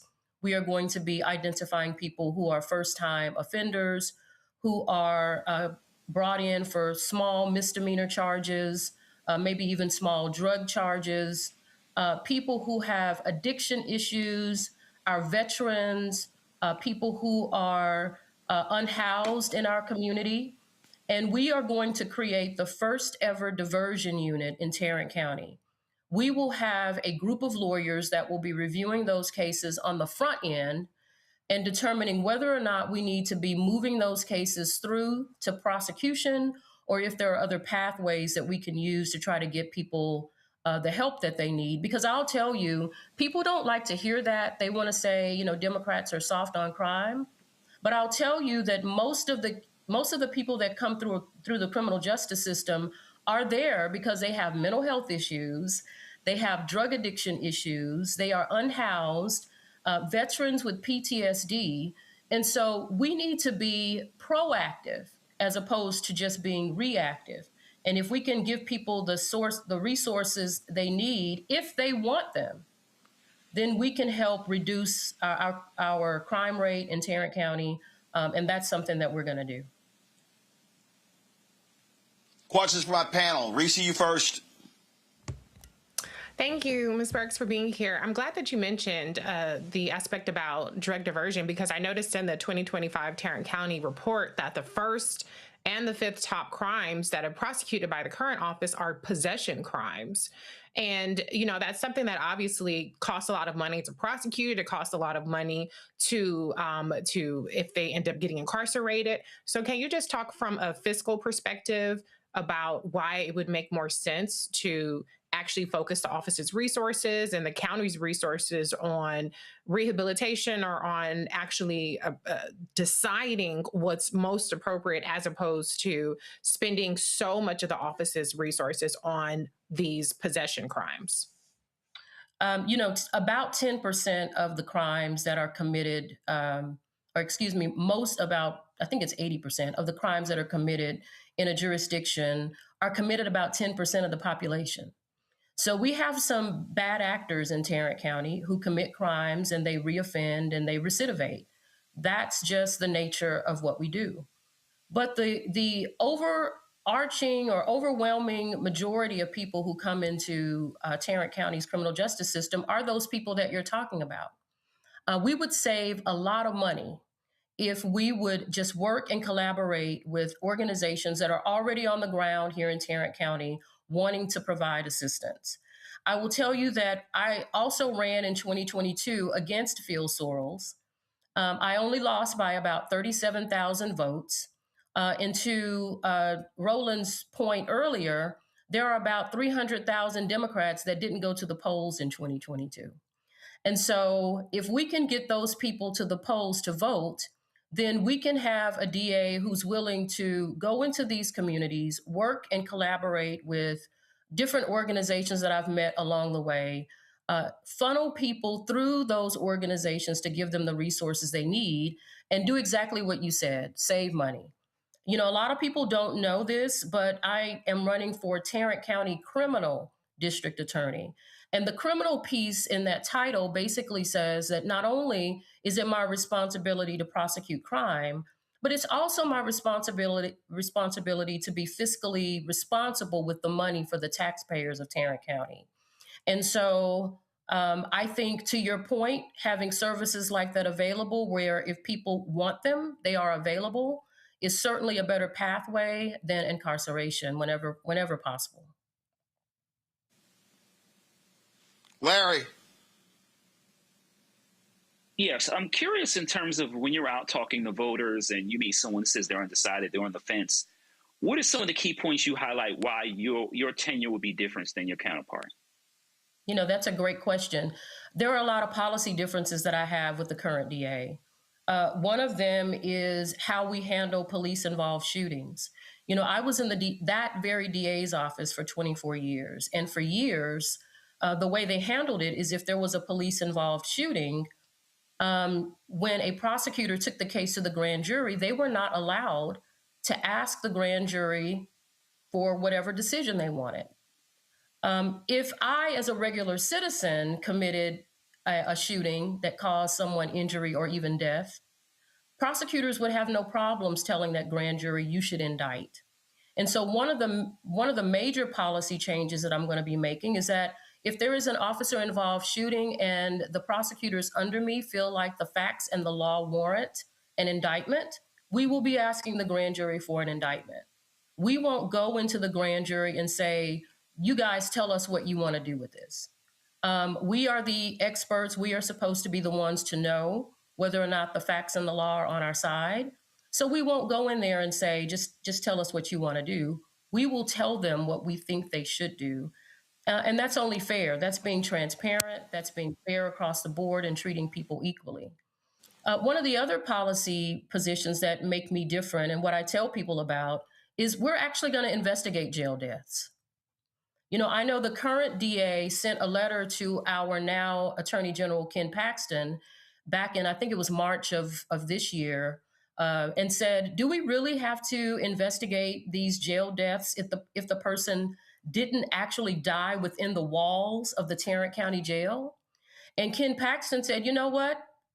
You don't. It's okay. And so there are several families out here in Tarrant County, some of whom I've talked with, who have no idea how their loved ones died. There has been no investigation. And whether or not there is some criminal accountability that will be attached to that investigation or not, the fact remains that these family members deserve answers. And so one of the policy changes that I will absolutely make is we will be investigating those jail deaths to determine what happened so that we can give answers to those families. Greg. Thank you, Roland, and thank you, Attorney Burks. You mentioned earlier the role of law and the role of a prosecutor to seek justice. And do you mind saying a word or two about what has happened in the case of Lon Burnham and E.J. Carrion, and saying you're representing former Representative Carrion, and what happened on the 4th of August as the commission met to try to shut down 140 voting sites, and how these two men are being subjected to clearly selective prosecution and an attempt to perhaps jail them for basically speaking their mind and speaking up as citizens. Could you say something about that and how you contrasted seeking justice versus silence and criticism? Absolutely. You know, I want to be a little careful about how I approach this answer because I do represent Mr. Burnham right now in his lawsuit. But what happened, and I think the nation saw it, everyone here saw it, is that Mr. Burnham went to the Commissioner's Court on August 4th simply to exercise his right under the First Amendment to free speech, to criticize his government about polling locations. He has long been an advocate for free and fair elections, but also against attempts to suppress the vote. And so he went there that day to speak out along with Mr. Carrion to do the same. And essentially what happened was Tim O'Hare didn't like what he heard. And he attempted to stop him from speaking. I think it's interesting, and I find it very interesting, that Mr. Burnham is charged with disrupting a public meeting. And they also added another charge, which is a Class A misdemeanor, a higher charge of hindering a public meeting. And I find it interesting that they did that because if you look at the video, I think it's very clear on who the person was that actually hindered and disrupted that meeting. And you could see that it was Tim O'Hare, the county judge himself. My client still had time on the clock. He was still attempting to exercise his rights under the First Amendment to speak. And the person that disrupted the ability of my client to speak has somehow gaslit the entire criminal justice system and turned it on its head to make it seem like it was my client that was actually disrupting that meeting. And so it is very alarming, to say the least, that our government, and specifically my opponent, who had the opportunity to look at that case file, to look at the law, because I clearly didn't read the law, and say, you know what, we don't have enough evidence here to proceed. I wrote a 3-page brief before the case was even filed, and I presented it to the DA's office. And I gave them the law and the facts and why this case does not meet the standard of beyond a reasonable doubt to prove that Mr. Lon is guilty of the offense he's charged with. And I gave them that on Tuesday, and Tuesday night, Mr. Carrion was arrested. And I sent a message to my client then, and I said, they're going to file. This doesn't have anything to do with doing what is right. This doesn't have anything to do with making sure the law is being, that people are abiding by the law. This is selective, as you put it, prosecution. And we know that because there have been other instances in Tarrant County where people have contacted the DA's office about wrongdoing, open meetings violations. Or right here in Mansfield, where I live, we had someone on the ballot who didn't tell the truth about where they lived. There was no prosecution in those cases, even when there was a request for the DA to do so. And so it's selective prosecution, and we just need to call it out for what it is. All right, folks. Tiffany Burks is running for DA there in Tarrant County. If you want more information on her campaign, what you should do is go to www.tiffanyburksforda.com. tiffanyburksforda.com. We appreciate it. Thanks a lot. Thank you for having me. Folks, a former North Carolina police officer has been released from custody. He was, of course, arrested for planning a mass shooting of black folks in New Orleans. Christopher Gillen was arrested on April 22nd in Florida after state authorities said he was traveling toward Louisiana to carry out a mass shooting. Deputies found a handgun and about 200 rounds of ammunition in his hotel room. He was extradited to Louisiana and held without bond on a state terrorizing charge. But in June, a grand jury declined to indict him, finding there was not enough evidence to move forward with the case. His release shortly thereafter was not publicly reported until this week. Louisiana officials say jurisdictional issues complicated the case because the alleged threat was made in North Carolina, and Gillum never entered Louisiana until after his arrest. Gillum's attorney says he is not facing charges in any other jurisdiction. Well, I sure as hell hope they are going to be watching him, Larry, because that doesn't bode well for black folks. I mean, is this supposed to make me feel safer? Because I certainly don't. And Roland, you highlighted, they're not tracking this gentleman. We don't know where he is. And so it's really concerning for me because we know of all, over the last several years, these instances in which Black people have been targeted in South Carolina, among other, Buffalo, et cetera, other places, when we're simply just living our lives and minding our business. And when you add on the extra layer of the rhetoric, directed rhetoric we've seen in Black people and other minoritized communities over the last 2 years, these kinds of stories that he was, June, it is now August. We have no idea what this gentleman is doing. And it's really concerning. And also the fact that it seems like it was like secondhand, kind of like, well, no indictment, and he's just kind of out there. And it'll be interesting if this gentleman was targeting the group with the conversation had been a lot different, and the efforts maybe in North Carolina or somewhere else in terms of holding this gentleman accountable would have been a lot different. But I think we know the answer to that question already. Wow, Reese, not enough evidence. Well, the evidence that they needed was right in front of them, that this person is a danger to Black people. So let him loose. This is Trump's America. So it doesn't surprise me at all. Great. Yeah, I agree with Reese. I mean, this is a race soldier. He is, as a race soldier, in an increasingly openly white nationalist federal government and state governments in Louisiana, in North Carolina, and Florida, he is offered protection. They didn't name the event that he was allegedly targeting, but as you say, I mean, the arrest came on the eve of the New Orleans Jazz and Heritage Festival. And so, the idea that, in Louisiana, Liz Morrell, the white nationalist attorney general of Louisiana, her office said that, that his family had taken him to a treatment facility out of the state and that he's not facing any additional criminal charges. North Carolina did say, well, hell, we'd like to know if he's headed back this way. Florida didn't respond to a request for comment about whether he might face additional criminal charges in his jurisdiction. But it's very clear to me that this is how you stop a race soldier.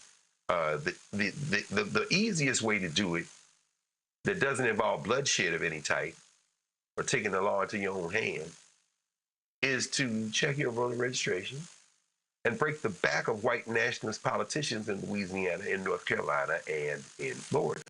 And at the federal level, ensure that whoever comes into the Oval Office next puts back in place some Department of Justice officials that will do something other than signal to these race soldiers that we will support you in your efforts to attack Black people. And if that doesn't happen, what does history show us? History shows us that people will take the law in their own hands.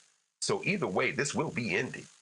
The best way to do it seems to me, is to do it through the political process. But make no mistake about it. If you think the American Negro is just going to sit and wait for some race soldier to come blow their brains out, you don't know anything about history. Indeed, indeed. Larry, Reese, Greg, I appreciate y'all being on today's show. Thank you so very much. See y'all next week. Folks, today at NABJ, the parents of Nolan Wells joined attorney Ben Crump and Reverend Al Sharpton for a Q&A that was moderated by Tiffany Cross. As we said earlier, we showed you extended clip of Democratic leader Hakeem Jeffries, also sitting down with NABJ President Aaron Haynes. Then, of course, also there was the news conference, and Congresswoman Lucy McBath spoke. So what we're going to do is we're going to show you the almost 40-minute discussion with the Wells family, then McBath's comments, and then we're going to show you the full of Congressman Hakeem Jeffries. And so we're going to play that. I've got some National Association of Black Journalists board duties I have to attend to. And so that's going to fill out the rest of our show. I'll see y'all tomorrow. I'm Roland Martin Unfiltered on the Black Star Network. Let's roll it. Now.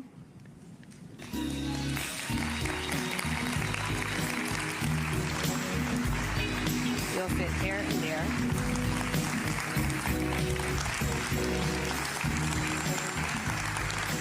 And they are joined by civil rights attorney Ben Crump and Reverend Al Sharpton.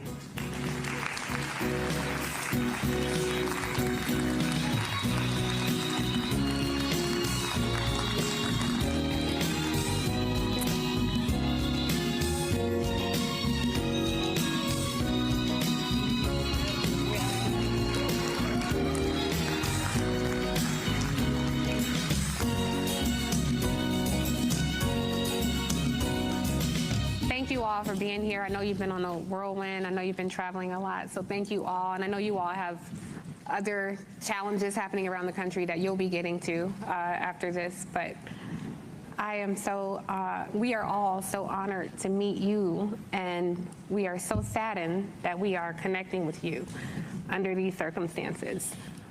You know, I want to tell you, they asked me to call them Christine and Elmore.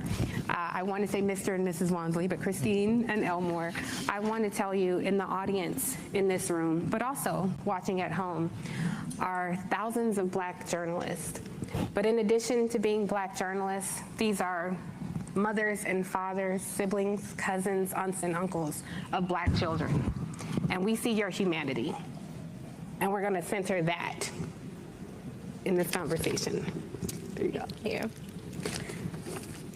I told Christine if we cry on this stage, it's okay, because we're among family. Amen. So you take your time. Christine, I'm going to start with you. On Friday, July 3rd, Nolan made you dinner. And so as you're telling us about the last time you saw your baby boy, I want you to talk to us about who Nolan was and tell us about that day. So Nolan is and was an incredible, just incredible soul. He was the person who, no matter where you were in life or what was going on, he was going to be your biggest cheerleader. And I can attest to that because after COVID, my sister was like, oh, you should do social media. And I'm like, I don't want to do social media. I like to just watch others. And then Nolan was like, no, Mom, you should do it. I'll help you with the videos. I got you.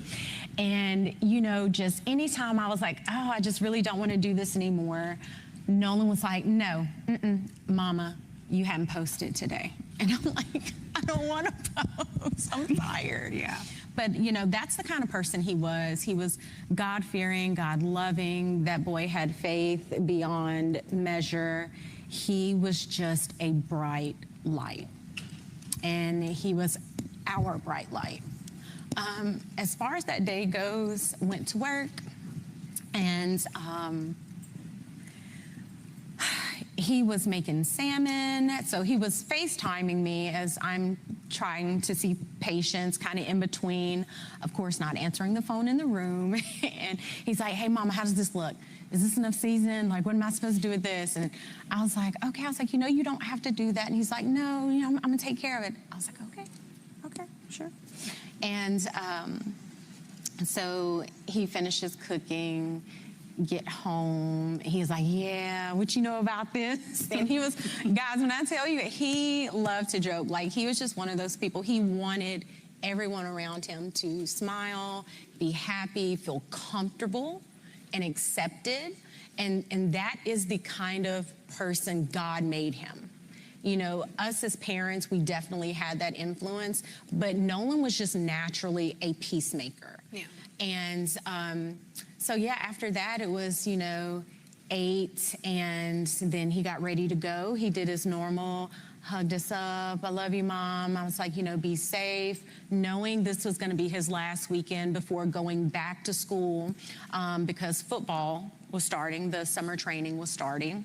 And this was his second year at Southwest. And so we knew this was going to be a big year for him. Dad and him had been training and doing all these things and really just kind of sitting with him and letting him know, like, hey, we're going to the next stage in your life as well as, your football career. So the focus was there, and he was ready. So he leaves that day. He leaves that day with, he drives his car, and he told us kind of a general, like, hey, we're going to go to the island. Like, we knew that. I'm staying at Jack's house. And Jax was a friend I think we've met in passing before. And that's the thing, you know, I always say there's a difference in meeting someone, knowing of someone, and then knowing someone. Knowing implies that we've sat down, we've had discussions about your hopes, your dreams, you know, knowing you, okay, hey, he stayed the night at my house, which Wyatt, one of his friends, he had stayed at our house a couple of times. And then Jax, again, that was one I just maybe saw in passing a few times. There was only a handful of young men that we actually knew, like he grew up with. And when I say grew up, I'm saying from like first grade, they've known each other all through high school now that they're graduated. And that would be like Jalen and Javon, LeBaron. Those are kids that we knew. So it's been hard seeing all this kind of play out. Yeah. And, you know, these are people that he considered friends. Yes. Dad, I want to ask you, because it was Warren Hudson, one of the people that he traveled with, who called to alert you all that Nolan was missing. Yes. So we know at 5:44, the boat returns, Nolan is not there. At 11 p.m., he calls to say Nolan is missing. I wonder if either of you, whoever wants to answer, what happened in those few hours that prompted Warren to be concerned? I'm not quite sure what would prompt him to be concerned, but all I can say is what I did that day. So me and my sister, we made an order of pancit, which is a Filipino noodle dish for one of our friends. They were having a big family get-together, and we really didn't have anything planned for the 4th. So me and my sister are, you know, cleaning up, and this is about 8. And she's like, hey, you know, Nolan hasn't texted us. Like, and that was the thing. Nolan was really big with communication with us, right? And so I call him, doesn't answer. I end the call. Call back, and this is probably, I think, maybe around 8. Don't quote me on the times, guys. So then I call again later around 8, still no answer. And then I want to say I called one more time, and I think that was at like 10:48. So I'm in the kitchen, my phone rings. Now this is probably like early 11 o'clock, somewhere around there. Phone rings when I make it back to the phone, and I'm like, whose number is this? Because, you know, we get weird phone calls sometimes. They didn't leave a message. Number pops back up. I pick up the phone because it says maybe Warren. And I'm like, Warren? So this is 11:07. That's per my cell phone records. So I answered the phone. He's like, hey, Miss Christine, have you seen or talked to Nolan? I said, no. Why? He should be with you guys. And he said, oh, no, well, you know, when we went to the island, there was a girl named Katie that he met, and he had decided to stay behind. And I said, what? Because we know our child. And Nolan isn't one to be like, oh, well, I'm just going to throw caution to the wind, and I'm going to stay here with this girl that I just met. So I'm on the phone with him. Now I'm in a panic. I'm running into my room. Elmore was in bed watching a different movie, and I'm like frantic. He's like, what's going on? I'm like, Nolan is missing. I'm trying to pull up the GPS as I'm talking to him, and at some point he tells me that, I was like, well, you know, his phone says GPS Life 360, not Snapchat. Right. Life 360 says that he's on land, and he was like, well, no, I mean, you know, well, we have his phone. And I'm like, wait, what? And I'm like, okay. Because at that point, you're telling me, this is coming from Warren, don't worry about it. We're going to find him. It's going to be okay. Don't tell me not to worry. This is my child, my flesh and blood that I brought into this world. And you're telling me not to worry. Absolutely not.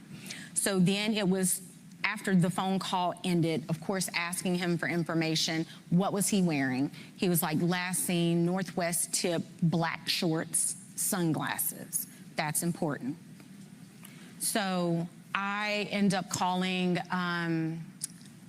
DMR, spoke with the DMR. She took all Just for our audience, DMR. So DMR is because he went missing on the island. They are basically the marine people, right? They're the ones who's going to launch the boats to go into the water and all that. But before getting off the phone with Warren, he was like, hey, I know some people at Coast Guard. I said, okay. He's like, I'm gonna call Coast Guard, you call DMR. Get on the phone with DMR. I give the young lady the information. And she tells me, hey, you know, I got this, let me call you back. Because she was like, I'm not sure if this is gonna be in our jurisdiction, essentially. So then she calls back and she tells me, okay, yeah, you know, we spoke with Coast Guard. And I'm like, okay, but they're like, this isn't our jurisdiction. You have to contact the city of Ocean Springs. I said, okay, hang up the phone, call in Ocean Springs Police Department. They say, hey, you have to physically come down and give a report. I said, okay. So on our way, because we don't live that far from the police station, on our way there, I was like, well, let me stop by the hospital, because there's a hospital that's maybe 5 minutes up the road from our house. Stop by there. I'm like, hey, have you guys seen this kid? Has he been brought in? The lady's like, no, ma'am, you know, we hadn't. I said, okay, thank you. Run out. We go to the police department. Get to the police station, and the officer basically says, again, this is out of our jurisdiction. And at that point, I'm like, my God, who am I supposed to talk to? Who is supposed to help me with this? So then he said, it's going to be, you would have to call DMR. I was like, we've already called DMR. DMR said it's not in their jurisdiction. So we end up, I think at some point I had called Jackson County Sheriff's Office, yeah. So she calls back and she's like, hey, are you there? I said, yes, we're here, but he's telling us the same thing you guys told us, which is no, we can't take it. She gets on the phone with the police officer. Now this is Jackson County Sheriff's Department speaking with the Ocean Springs Police Department. Ocean Springs Police Department is saying, this is why we can't take this information. She says, okay. He gives me the phone back, and she's like, okay, I'm just gonna take it. I'm just gonna take the information. And that was, we met an officer, it was after midnight. Right. Yeah, it was somewhere after midnight. Met him in the McDonald's parking lot, gave him the information. He was just like, okay, thanks. I was like, like, where is the urgency? Mm-hmm. And so, as far as we know, there were no boats on the water that night. We actually, his high school football coach, Coach Bramlett, texted Elmore that morning. He said, hey man, I got a boat. Because again, we don't have boats. Let me make that very clear. We do not have a boat. We're not boating people. We don't do water like that, okay? So Coach Bramlett's like, hey, I got a boat. So we was like, great, let's go. We're on the water. We go out there. We walk the island. Cell phone works perfectly fine. I actually had almost an entire conversation with my grandmother, who was in a panic, as we're walking this island looking for anything. I just want to pause there. The cell phone worked fine, because in the reporting, there's been so much reporting that there's poor cell phone reception. And this is some of the disputes that we have about that night. Dad, feel free to jump in here, because they're saying he met this young lady, Katie, and that he stayed back. According to the reporting, Katie is saying no. He said he was going to go with his friends. According to the reporting, the friends say, no, he left us his phone because there was no reception. Dad, have you found any consistencies? Have you spoken directly with any of his friends? Well, the first inconsistency was you called me and tell me my son stayed on the island to talk to a girl. My son would never do that. That's not in his character. I didn't raise none of my kids to do that. The second thing is, you say he doesn't have his phone. He doesn't leave his phone. I would wake up sometimes in the morning and Nolan would have his phone here right in my face. And I'm waking up cussing and fussing like, boy, you don't get the camera on my face. And he just laughing and giggling and stuff like that. So that's twice. To me, there's two lies that he told me as a father. Like I said, we went on the island.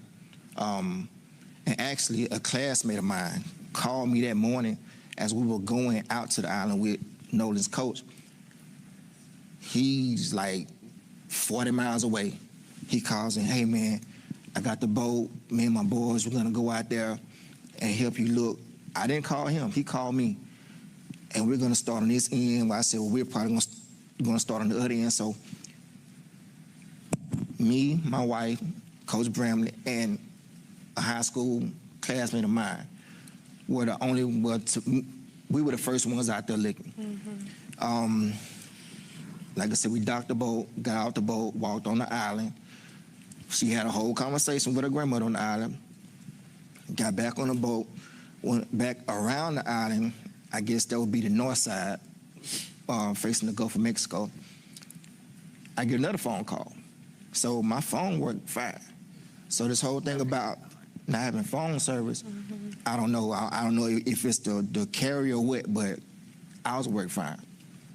I think those around maybe 8 o'clock.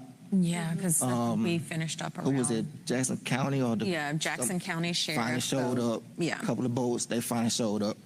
By that time, I was like, he's not out here. I was more focused that he was at someone's house. That was the So, that's where my hopes and feelings were. So we left. The county stayed out there. My friend, he stayed out there because he called. He was like, well, we're going to stay out here a little bit longer.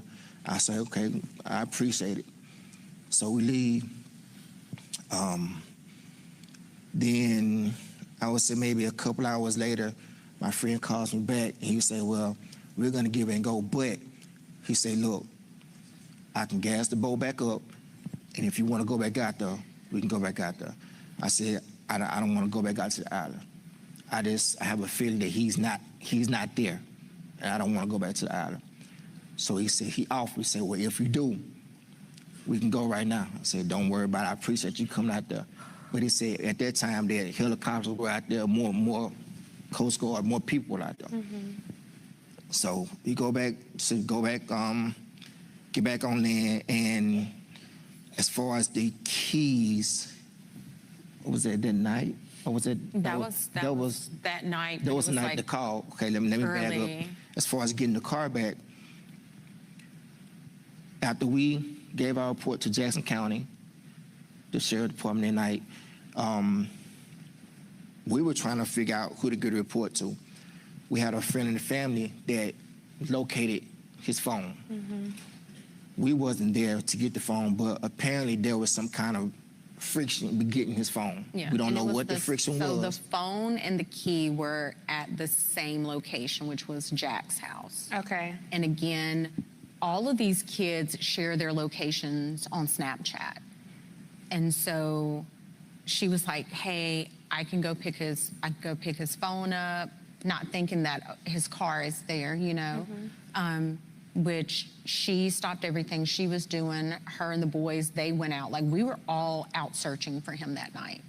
And yeah, like Elmore was saying, there was an issue, some type of friction. The cops ended up coming and they left. And so then kind of the same thing when we came to pick up the key, Elmore went up there asking for the key, didn't know where the key was, and all of a sudden we know where the key is. But see, hold on. But see, this is another thing that bothered me too. When we got to the house, you know, it was some of his other friends were there, you know, and they were, you know, beating on the door like, "Where Nolan there? Where Nolan there?" You know, beating on the door trying to get in the house. So I walk up to the door and I'm calming them down, because for one, okay, you're loud.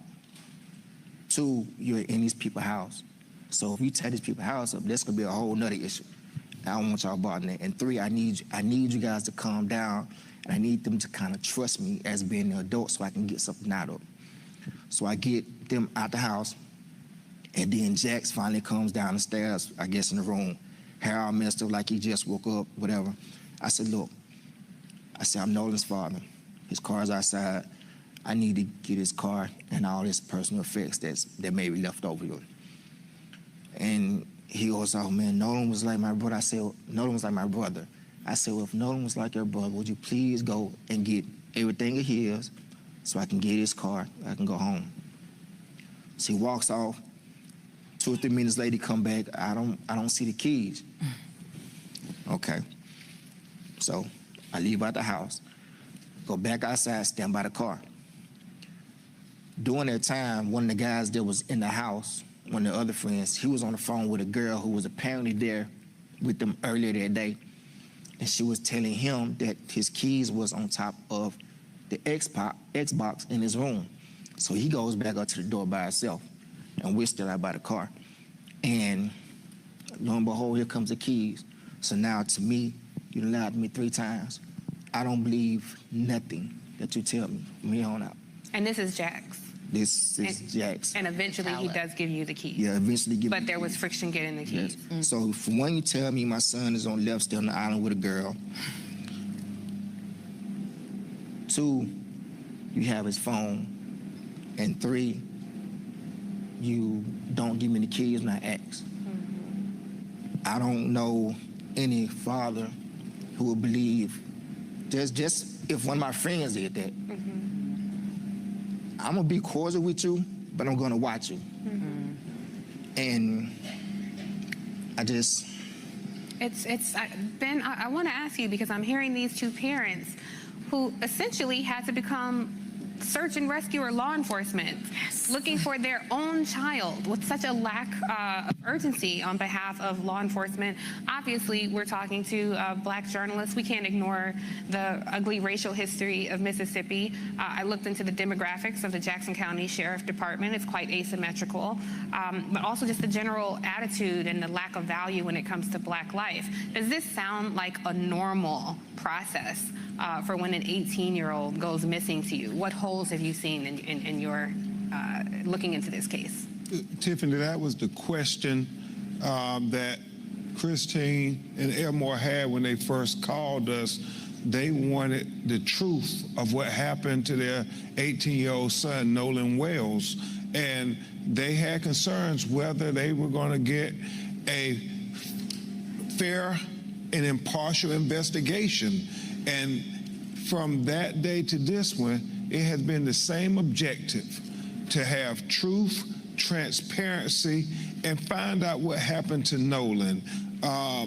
They said, we want a thorough investigation, because when they found Nolan, they expressed to me that the sheriff had already said no foul play. And they was like, no, my son, he knows how to swim. Our son is a college athlete. Our son is in great shape. We don't believe that he just drowned and nobody knows nothing. Nobody saw nothing. I mean, there are about 300, 400 people on the island. And so that's what they were saying. We want to know what happened. We want truth. We want transparency. We don't want his death to be swept under the rug. Well, just so to make sure the audience and the people watching at home know, so they did declare very quickly, as you're noting, that he drowned when his body was recovered on July 6th. Mom and Dad and you all know that he is a student athlete, able to swim. On July 4th on Horn Island, it was very crowded. Certainly the suggestion is someone would have seen a child in distress. There is going to be the convening of a grand jury. Now, the DA of this area, Angel Myers McElrath, is a very out loud, proud Republican. If there is a U.S. attorney appointed to this case, it will likely be a Trump appointee. I'm just curious, Ben, from you and Rev, I think we have to be very candid here. What concerns do you have about the racial animus that we are seeing so much of play in this case? Well, you or Rev, whoever. All I'll say, and then defer to Rev, you want to believe that this is a child, that everybody is going to do their level best to find out what happened, so these broken-hearted parents will know what happened to their child. In time, we've seen Christine and the family be attacked just for asking questions. What happened to my child? Trying to say, no, we want to question this part of the investigation, that part of the investigation, because day one you said no foul play, but tell me now, what are you doing to be able to get us to the truth? And that is it causes them sleepless nights. We talk at night. And so trust but verify. We are trying to cooperate everything we can do to say, hey, we want to help, but we want you to give them a thorough investigation. We want you to do for him what you would do for your child. Rev, I'm going to come to you in a sec, but you brought up something, Ben, about attacks. And certainly as journalists, we have a keen eye, and I have noticed that the narrative around this story has shifted to the threats that are going to the young men who was with Nolan. They've hired attorneys who previously represented Donald Trump in cases. They've gone on very MAGA-friendly podcasts. And I just want to make sure that we keep the main thing, the narrative to the victim, to the actual child who died. And I'm curious, Christine, if you can weigh in on what threats have you and your family experienced? So there have been a big smear campaign, just not only professionally, but personally for me. And they attacked your nursing license. Yes, so it started out with 1-star reviews of people saying they saw me. My office verified that these were incorrect. And then it went so much as to someone contacted the Board of Nursing, and then that opened the investigation for the professional misconduct. There was no evidence presented for that claim. And the investigator I spoke with, he said, you know, we have to do our due diligence. I said, I understand it, I respect it. He was like, I'm sorry it's coming at this time. I was like, no, I get it, do what you have to do, because I know who I am. I know what kind of care I give to my patients. I know the relationship that we have. And I'm grateful that my patients, a lot of them, are still trusting and loving in the care that they know they're going to get with me. And so these attacks are not going to, it's not going to break me. I have to find out.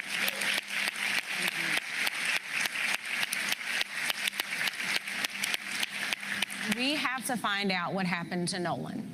That is the only question we've ever asked. We've never blamed anyone. We've never tried to smear anyone. I know I heard something about the picture.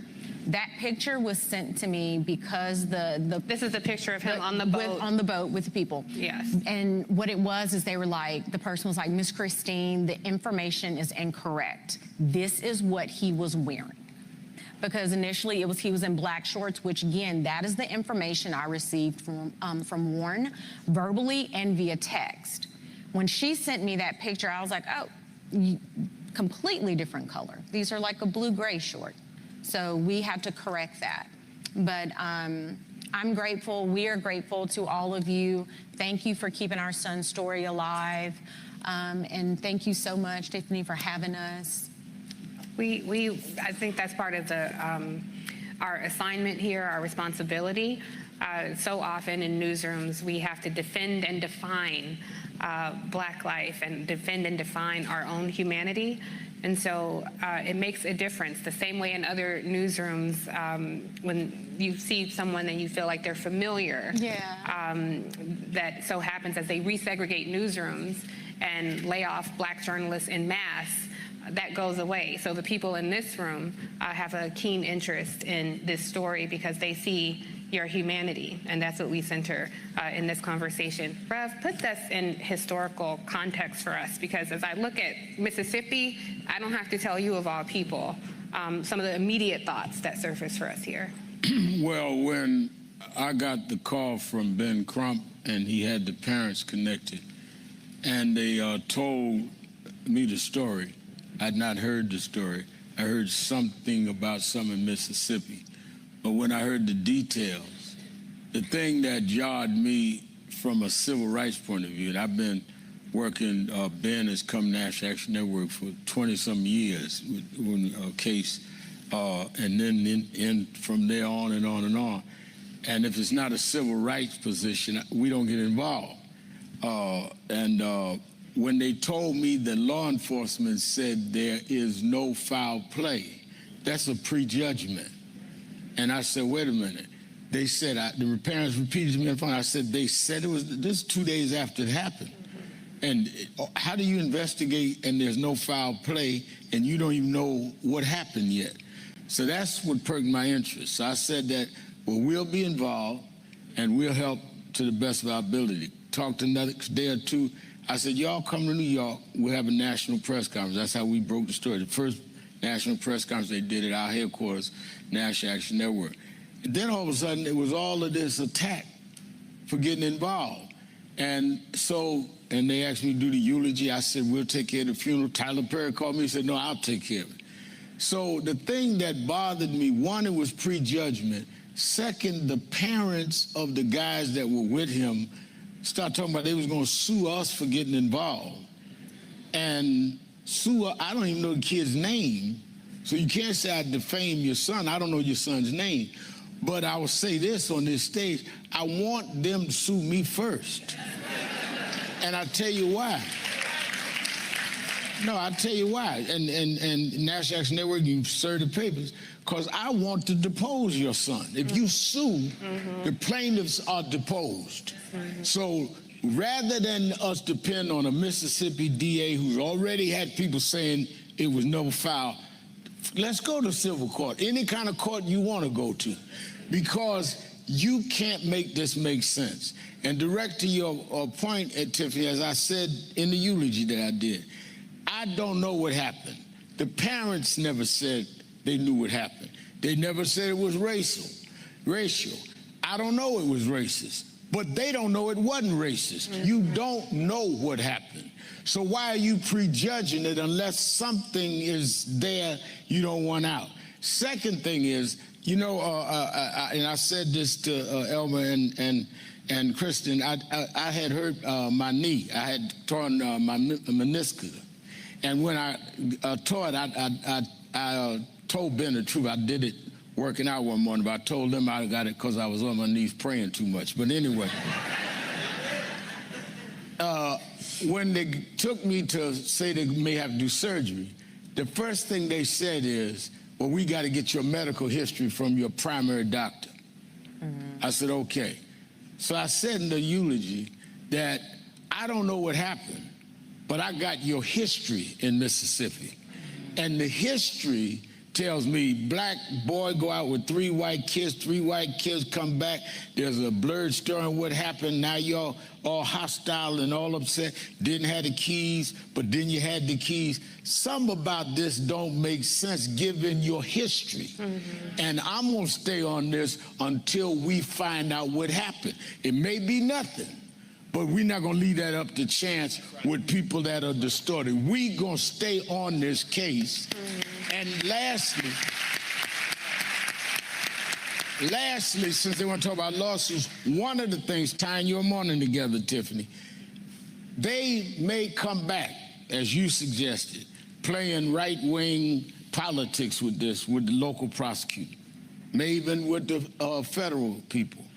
But if we have a change in January and there is a Democratic House, I said that if Hakeem becomes the speaker, he needs to have the chair of judiciary, subpoena them to the Judiciary Department, testify on those. That's what this vote means. We need to have a check and balance of government so that we got somewhere to go. We can't depend to go to Trump's Justice Department. So we need to really mobilize so people like these two parents can protect their children. Yeah, absolutely.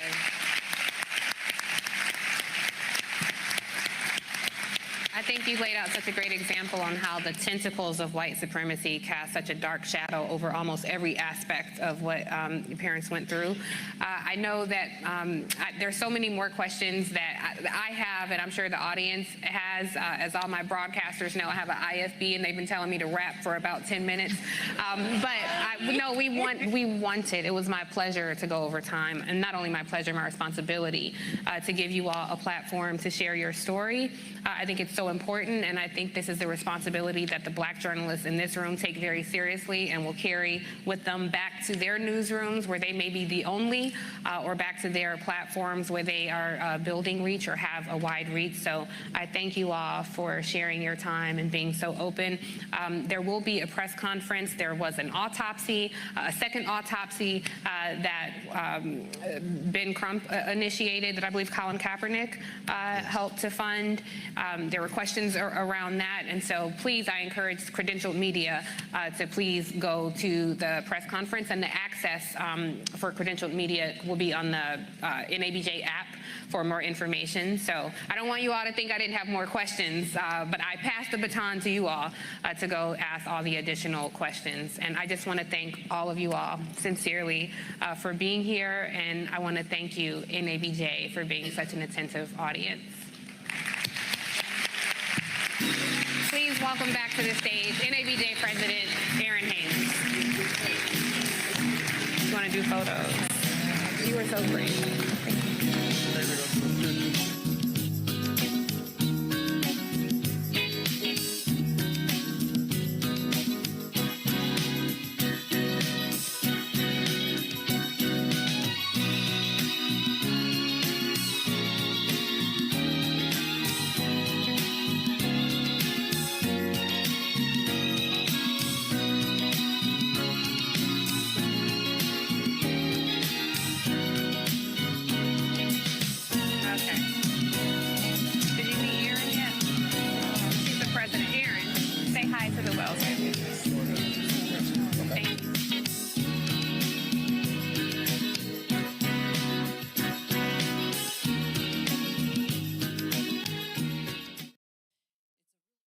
Occasion that we're here again. I was just saying to my staff on the way in, it's like this brings back so many vivid memories for me and my own family, having lost Jordan to unnecessary gun violence in November 2012, Black Friday, simply because he was Black and playing loud music in his car. And so here we are again today, here for the loss of another Black young man in our community. And we find ourselves asking the same questions. How did it happen? Why did it happen? And this family stands here demanding answers. This family deserves answers. I myself sought the same justice for my son Jordan that they're seeking for theirs, and they deserve answers. Amen. And they deserve justice. Amen. Justice that should not be denied this family, or should it ever be denied to any of our children or our lost loved ones. As a member of the Congressional Black Caucus, I'm the second vice chair of the Congressional Black Caucus. We are demanding a full federal investigation. Kash Patel, we're demanding a full federal investigation as to what has actually happened to Nolan Wells. We want to make sure that every stone is unturned because his life matters. All of our children's and our families' lives matter. And we must fight back. We must stand up, and we must demand accountability for this family's loss. We cannot turn a blind eye to what continues to happen again and again and again. That's the reason why I ran for Congress, to make sure that we continue to put a face on what's happening to our families and our communities every single day.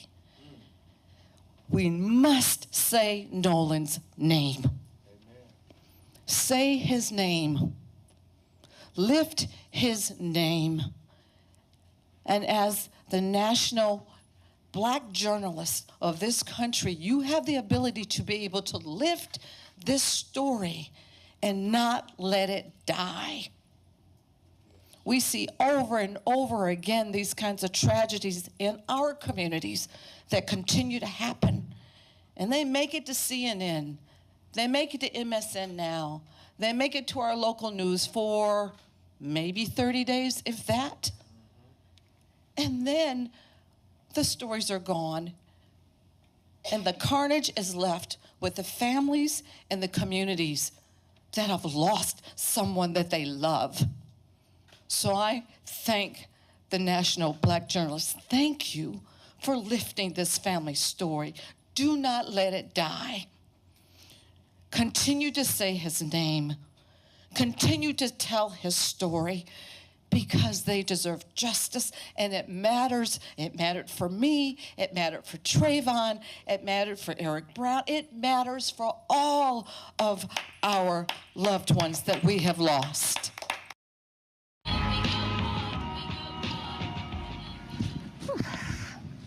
All right, now do you want to go ahead and get your Knicks references out of the way before we get started, or what? All of y'all get it out of your system right now before we get started. Orange and blue skies. Now, also, before we get started, I should note that this audience can submit questions online. So what you want to do is you want to look for the prompt to do so on your NABJ app. It's under the Newsmaker Plenary event, okay? All right, well, Leader Jeffries, let's get started. Now, you're about 82 days out from the midterm elections, which are going to decide which party controls Congress.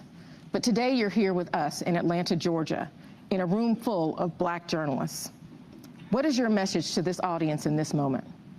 Well, good morning, everyone. Thank you, Erin, for your leadership, and to NABJ. Thank you for what you do. This is a moment of peril, but a moment when the press overall, and I think the Black press in particular, is needed. Your independence, your voice, your authenticity, and your connection to the communities that you cover, as well as to the country. Our journey as African Americans, of course, has been a freedom struggle from the very beginning, and we've been on a long walk toward freedom, with fits and starts, with progress and backlash that has been, the reality of our walk over the last 250 years. But every step of the way, the Black press, in covering that journey authentically, has been an important part of making sure that truth is being spoken to power. And we need truth spoken to power now more than ever. Yeah. And what do you see the role of Black journalists in doing that, especially with the truth being under attack and under threat from the highest levels of our government? Well, in my view, what we're dealing with in terms of the opposition right now is three diabolical elements. Facts don't matter. Hypocrisy is not a constraint to their behavior. These extremists will say one thing and then they'll do the exact opposite. And I'm convinced that they believe that shamelessness is a superpower. So when you're dealing with that kind of adversary, or at least that kind of entity, the Trump cartel, sitting in the White House, highest office in the land, then being unbossed, unafraid, in terms of speaking truth to power in that regard, is going to be critically important. Now, I think the American people aren't buying what they're selling, because we've seen historic disapproval across almost every measure, right? That's general disapproval, that's the economy, certainly that's healthcare, even immigration enforcement, and certainly this reckless and costly war of choice in Iran. Yeah. Well, I want to go back in time a little bit, because when you came into Congress in 2013, John Boehner was the House Speaker. Nancy Pelosi was in your position now as Minority Leader, and you were 44 years old. A lot of people saw you as a firebrand progressive coming in with a lot of big ideas on criminal justice, on I think I was 42, but not that I'm... Well, fact check me. Economic opportunity, on generational change. Do you recognize that progressive platform in what the progressive wing of your party is fighting for now? Yeah, I do think that we are in an important moment of generational change. And, I give a lot of credit to Speaker Pelosi, then Majority Whip Clyburn, Majority Leader Hoyer, who in 2022 decided that they were going to voluntarily pass the baton to the next generation of House Democrats across the board in leadership and beyond.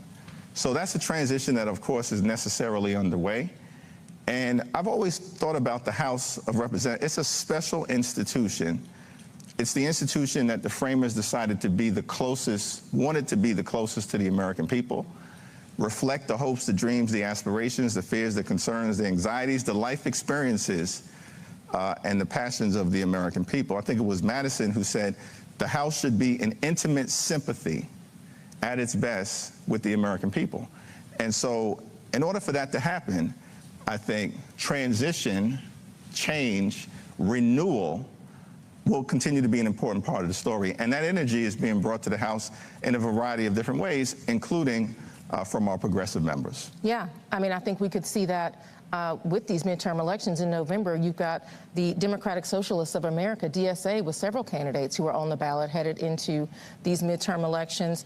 Your thoughts on what that energy, how that represents some of the change that you are talking about that's happening in the progressive wing of your party? Yeah, so I think we'll see, you know, what happens in terms of what the caucus looks like on the other side of the midterm elections. Certainly our focus right now is making sure that we win as many seats as we can in November, flip as many red seats blue, and take the gavels back so we can actually function like a check and balance on an out-of-control administration, as opposed to what Republicans have been doing, which is a reckless rubber stamp for Donald Trump's extreme agenda, entirely inconsistent with the vision of the House of Representatives. I mean, it was interesting. King Charles, when he came to Congress, joint addressed, you know, to the House and to the Senate, stood there as a king and referenced the Magna Carta as the principle and foundation for the notion in America that executive power is subject to checks and balances.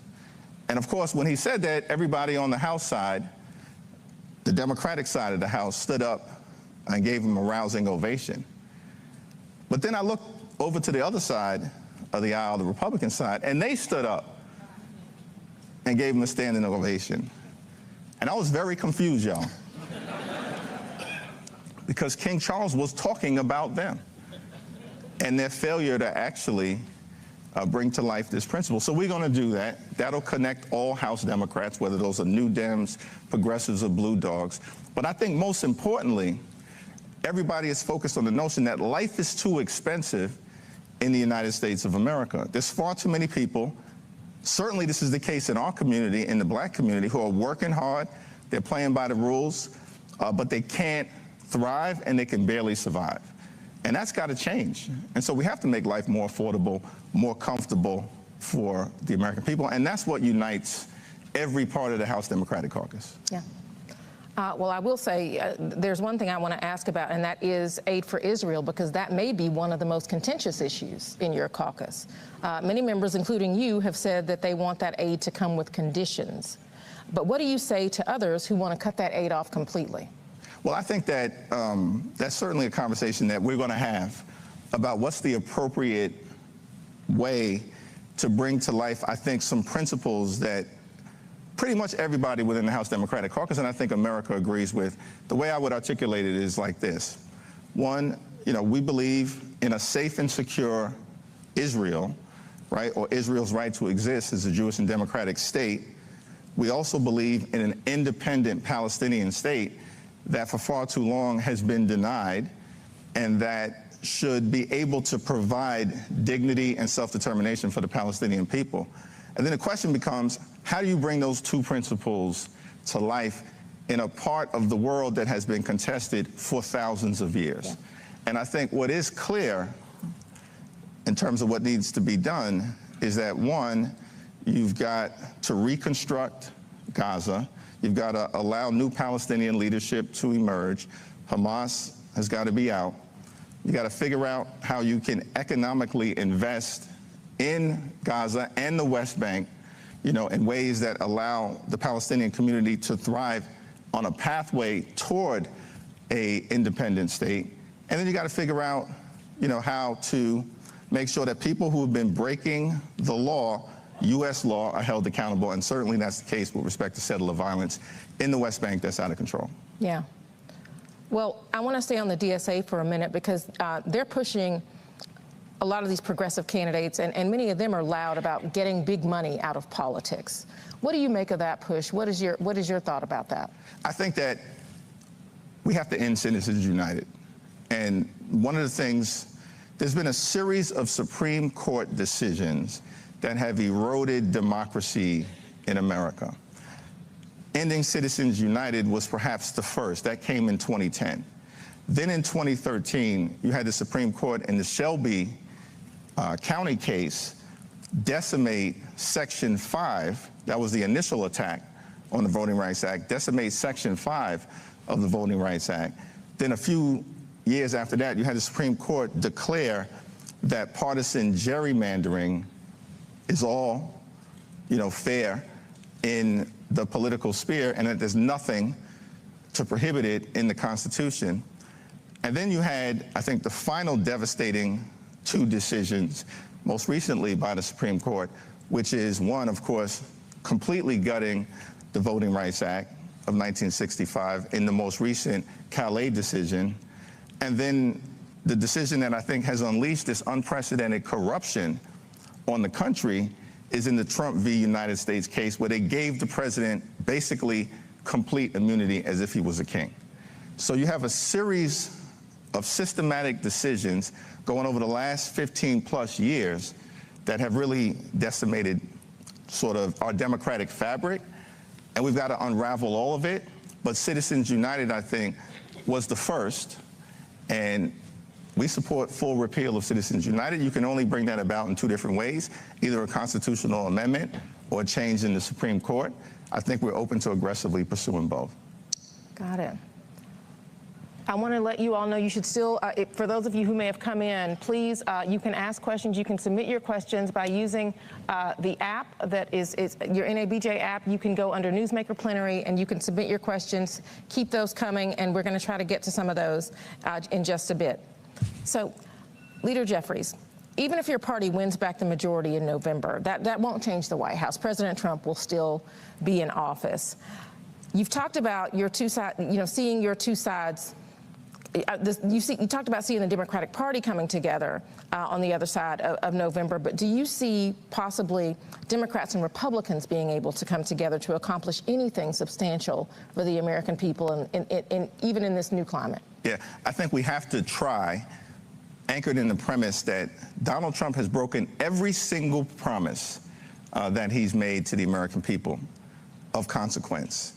He promised to lower costs on day one. Costs haven't gone down, costs have gone up. As a direct result of Trump policies, including his tariffs that have increased costs on everyday Americans, people in our community and beyond, by thousands of dollars per year. He promised that immigration enforcement was going to target the worst of the worst. But immigration enforcement has basically unleashed ICE brutality on American citizens like Alex Freddie and Renee Nicole Good, in those instances, killing them in cold blood. And certainly, ICE brutality violently targeting law-abiding immigrants all across the country. I was just with several in New Jersey connected to Delaney Hall earlier in this week. He broke that promise. He promised to release the Epstein files, broke that promise. We forced a vote on the issue. About half the files have been released, the other half still being subjected to a cover-up by the Department of Justice. Donald Trump promised, right, to love and cherish Medicaid, then enacted the largest cut to Medicaid in American history, costing about 14 million Americans their health care and devastating hospitals, nursing homes, and community-based health clinics in our communities and in rural America, the heartland of America, and all across America. And then lastly, of course, this guy promised that he was in office not to start endless wars in the Middle East, but to stop them. And then turned around and got us involved in the reckless war of choice in Iran. So he's broken every promise that he's made. Now, down the stretch, we've made clear to the American people, we're fighting for an affordable America. And we've said that looks like three different things: on costs, on care, and then on corruption. On costs, we got to lower the cost of groceries, of gasoline, of housing, because life is far too expensive. On health care, we've said, look, this is the wealthiest country in the history of the world. We've got to make health care affordable for every single American, and that's our commitment. Reverse the damage that's been done and then build something better. And then on corruption, our view has been, I don't know that we'll get partnership on corruption, but we'll try to seek some common sense Republicans, the few that are left in Washington, to work with us on costs and on health care. But on corruption, we've said, if you've got people in office who are focused primarily in enriching themselves, their family, their friends, and their donors, then they're not focused on making life more affordable for the American people.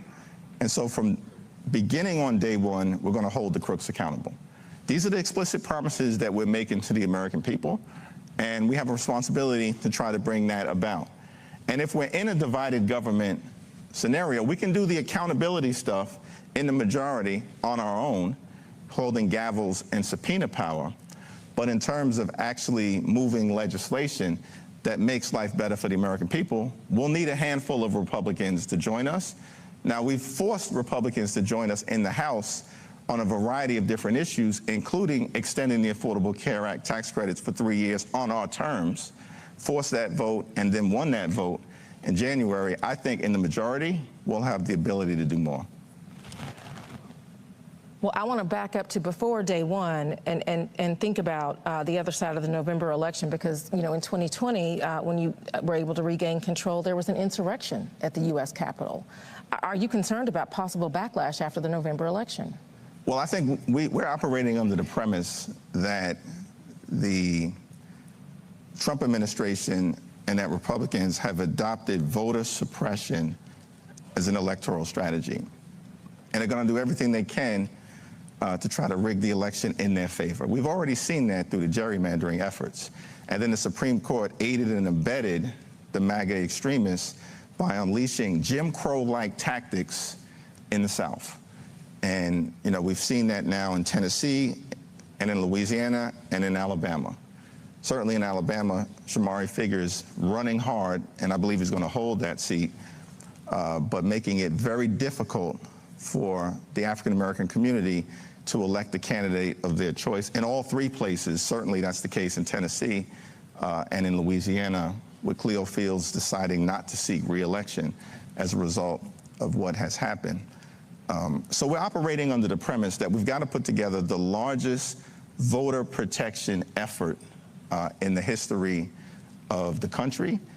And that's what we've been doing. House Democrats, Senate Democrats, Democratic Governors Association, the Democratic Attorney Generals Association, the Democratic Secretaries of State Association, and then working in concert with civil society, the faith community, civil rights groups, organized labor, as well as civil liberties groups and good government groups. It will be the largest voter protection effort in the history of the country.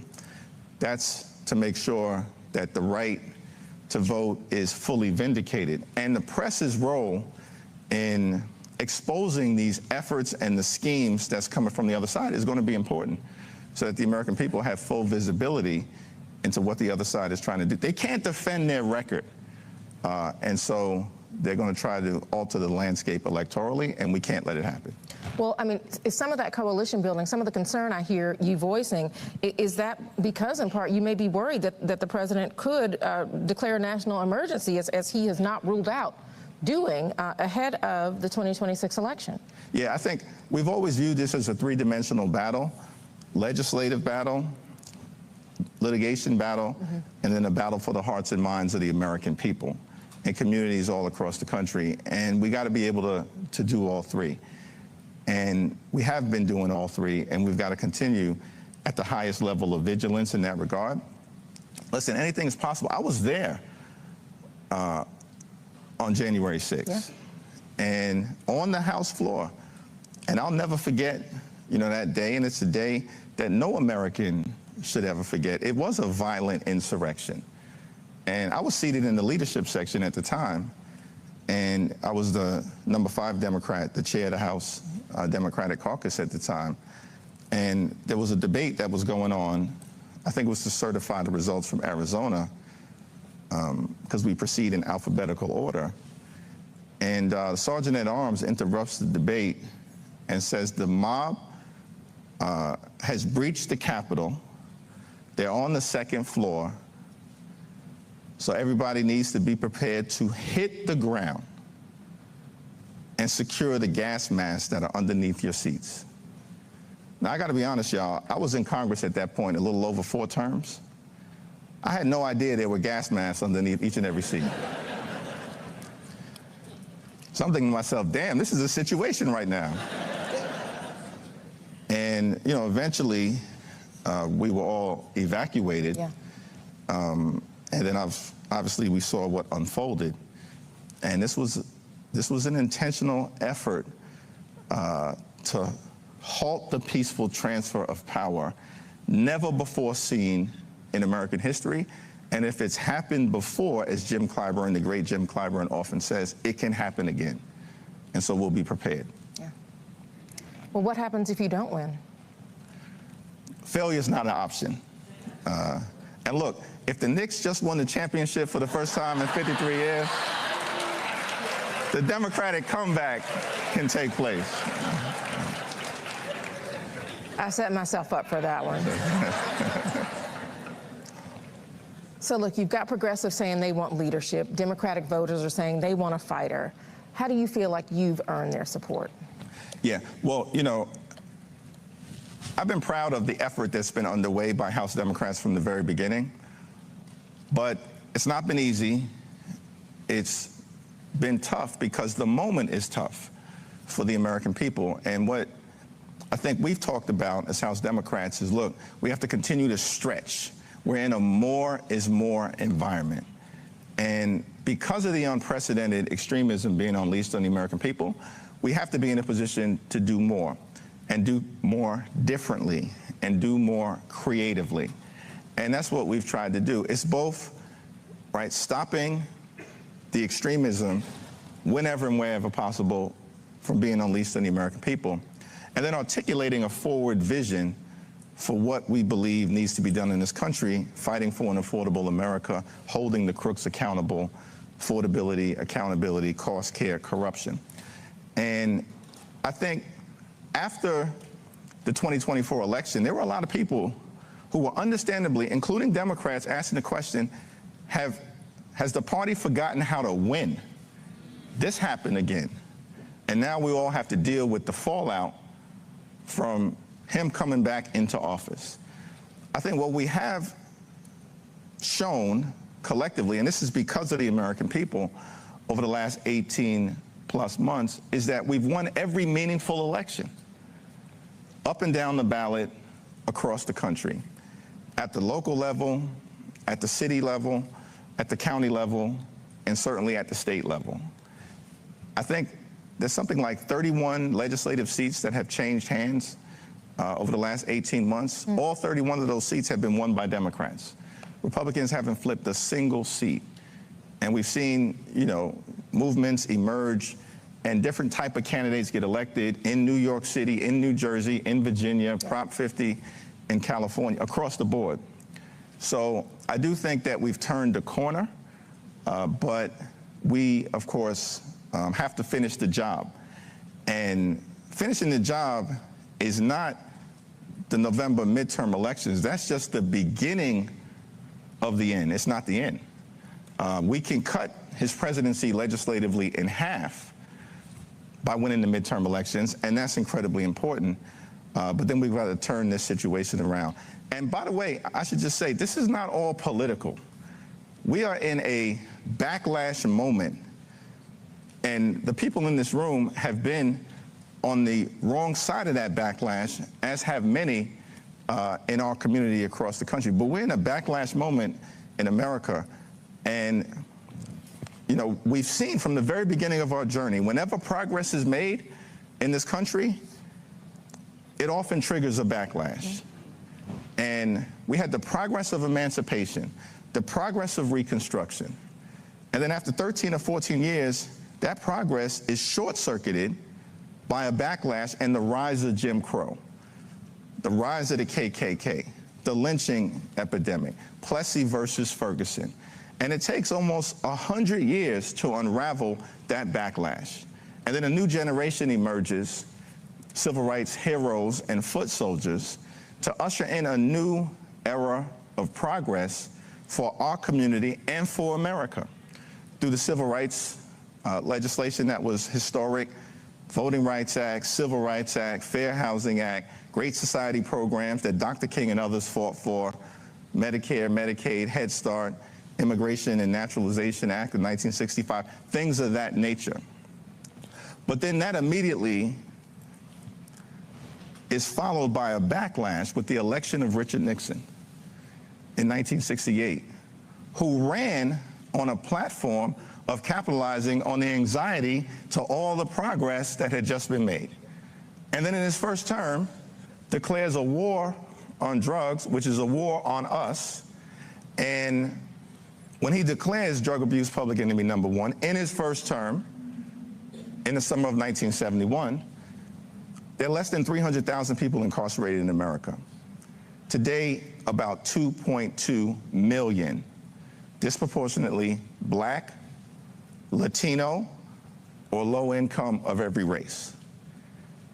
Progress followed by backlash.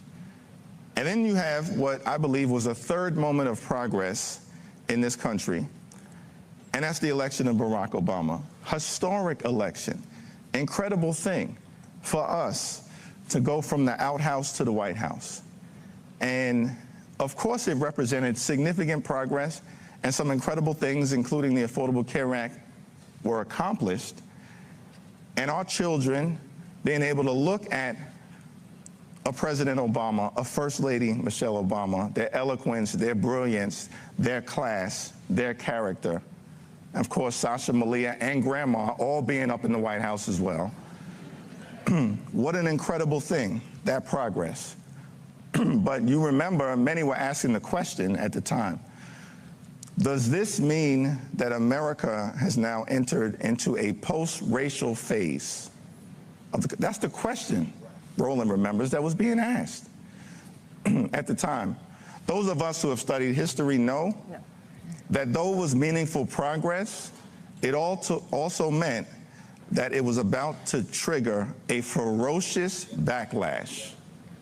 And that's exactly the moment that we're in right now. And we've got to show up with character and courage and conviction to get through it. Yeah. Well, I want to get to a couple of questions from the audience, if we can.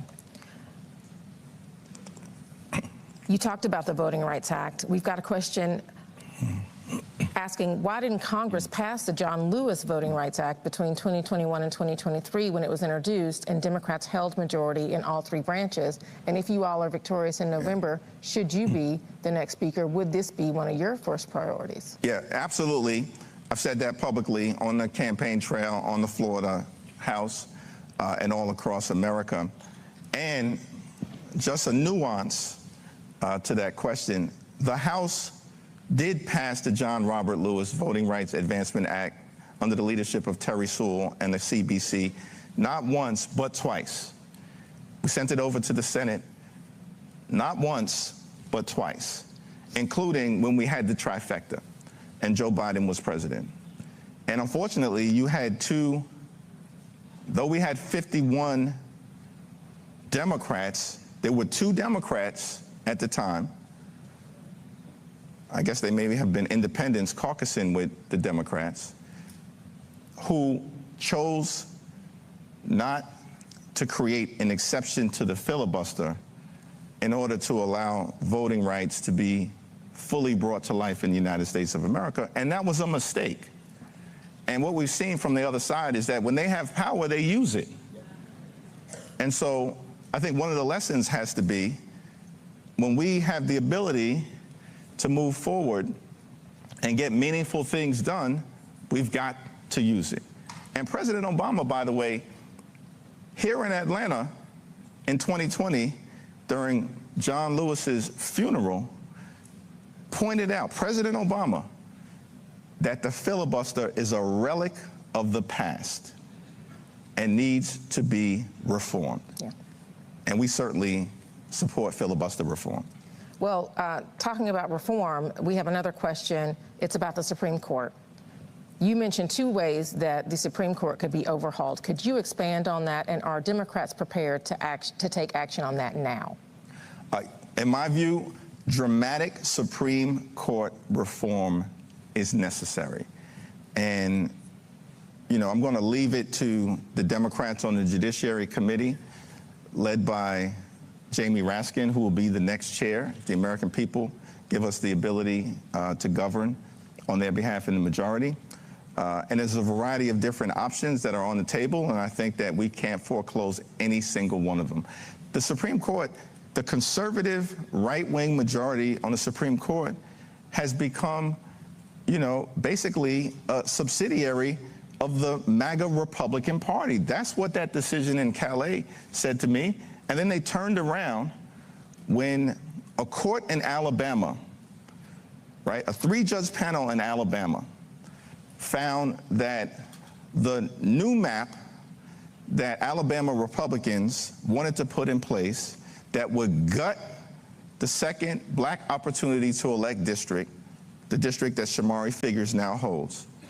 That 3-judge panel said that it was an attack, a racially motivated attack on black voters in Alabama. One of those judges, I believe, was appointed by Ronald Reagan, and the other 2 were appointed by Donald Trump.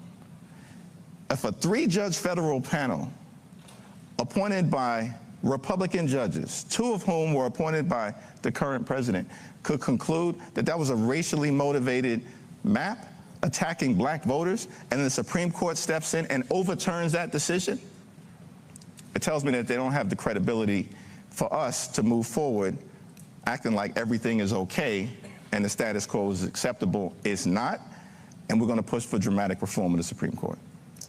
Well, Leader Jeffries, thank you again for coming here, being with us, answering some of the questions from the black journalists in the room, and talking here with me. Thank you, Erin. You got it.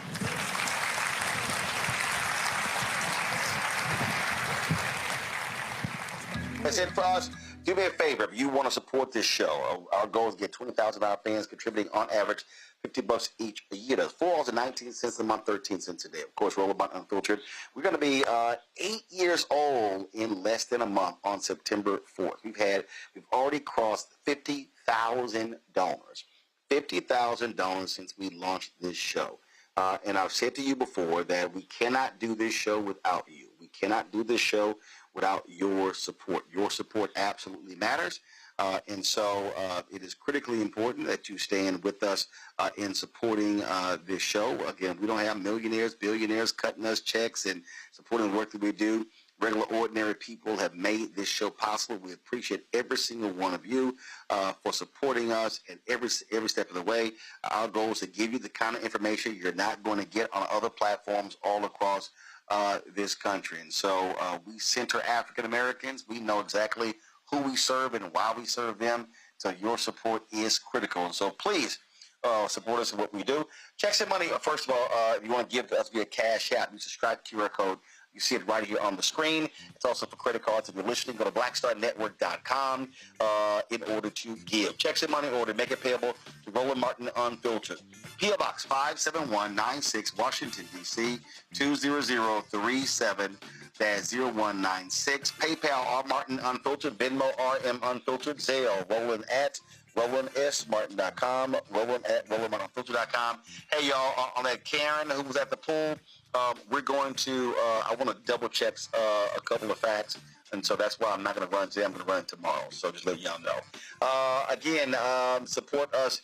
Download the Black Star Network app, Apple phone, Android phone, Apple TV, Android TV, Roku, Amazon Fire TV, Samsung Smart TVs. Get our Roland Martin Unfiltered swag, including our new T-shirt featuring Robert Patillo, the Flamethrower. Y'all need to actually update this graphic and include our America 250 shirts and our new Robert shirt.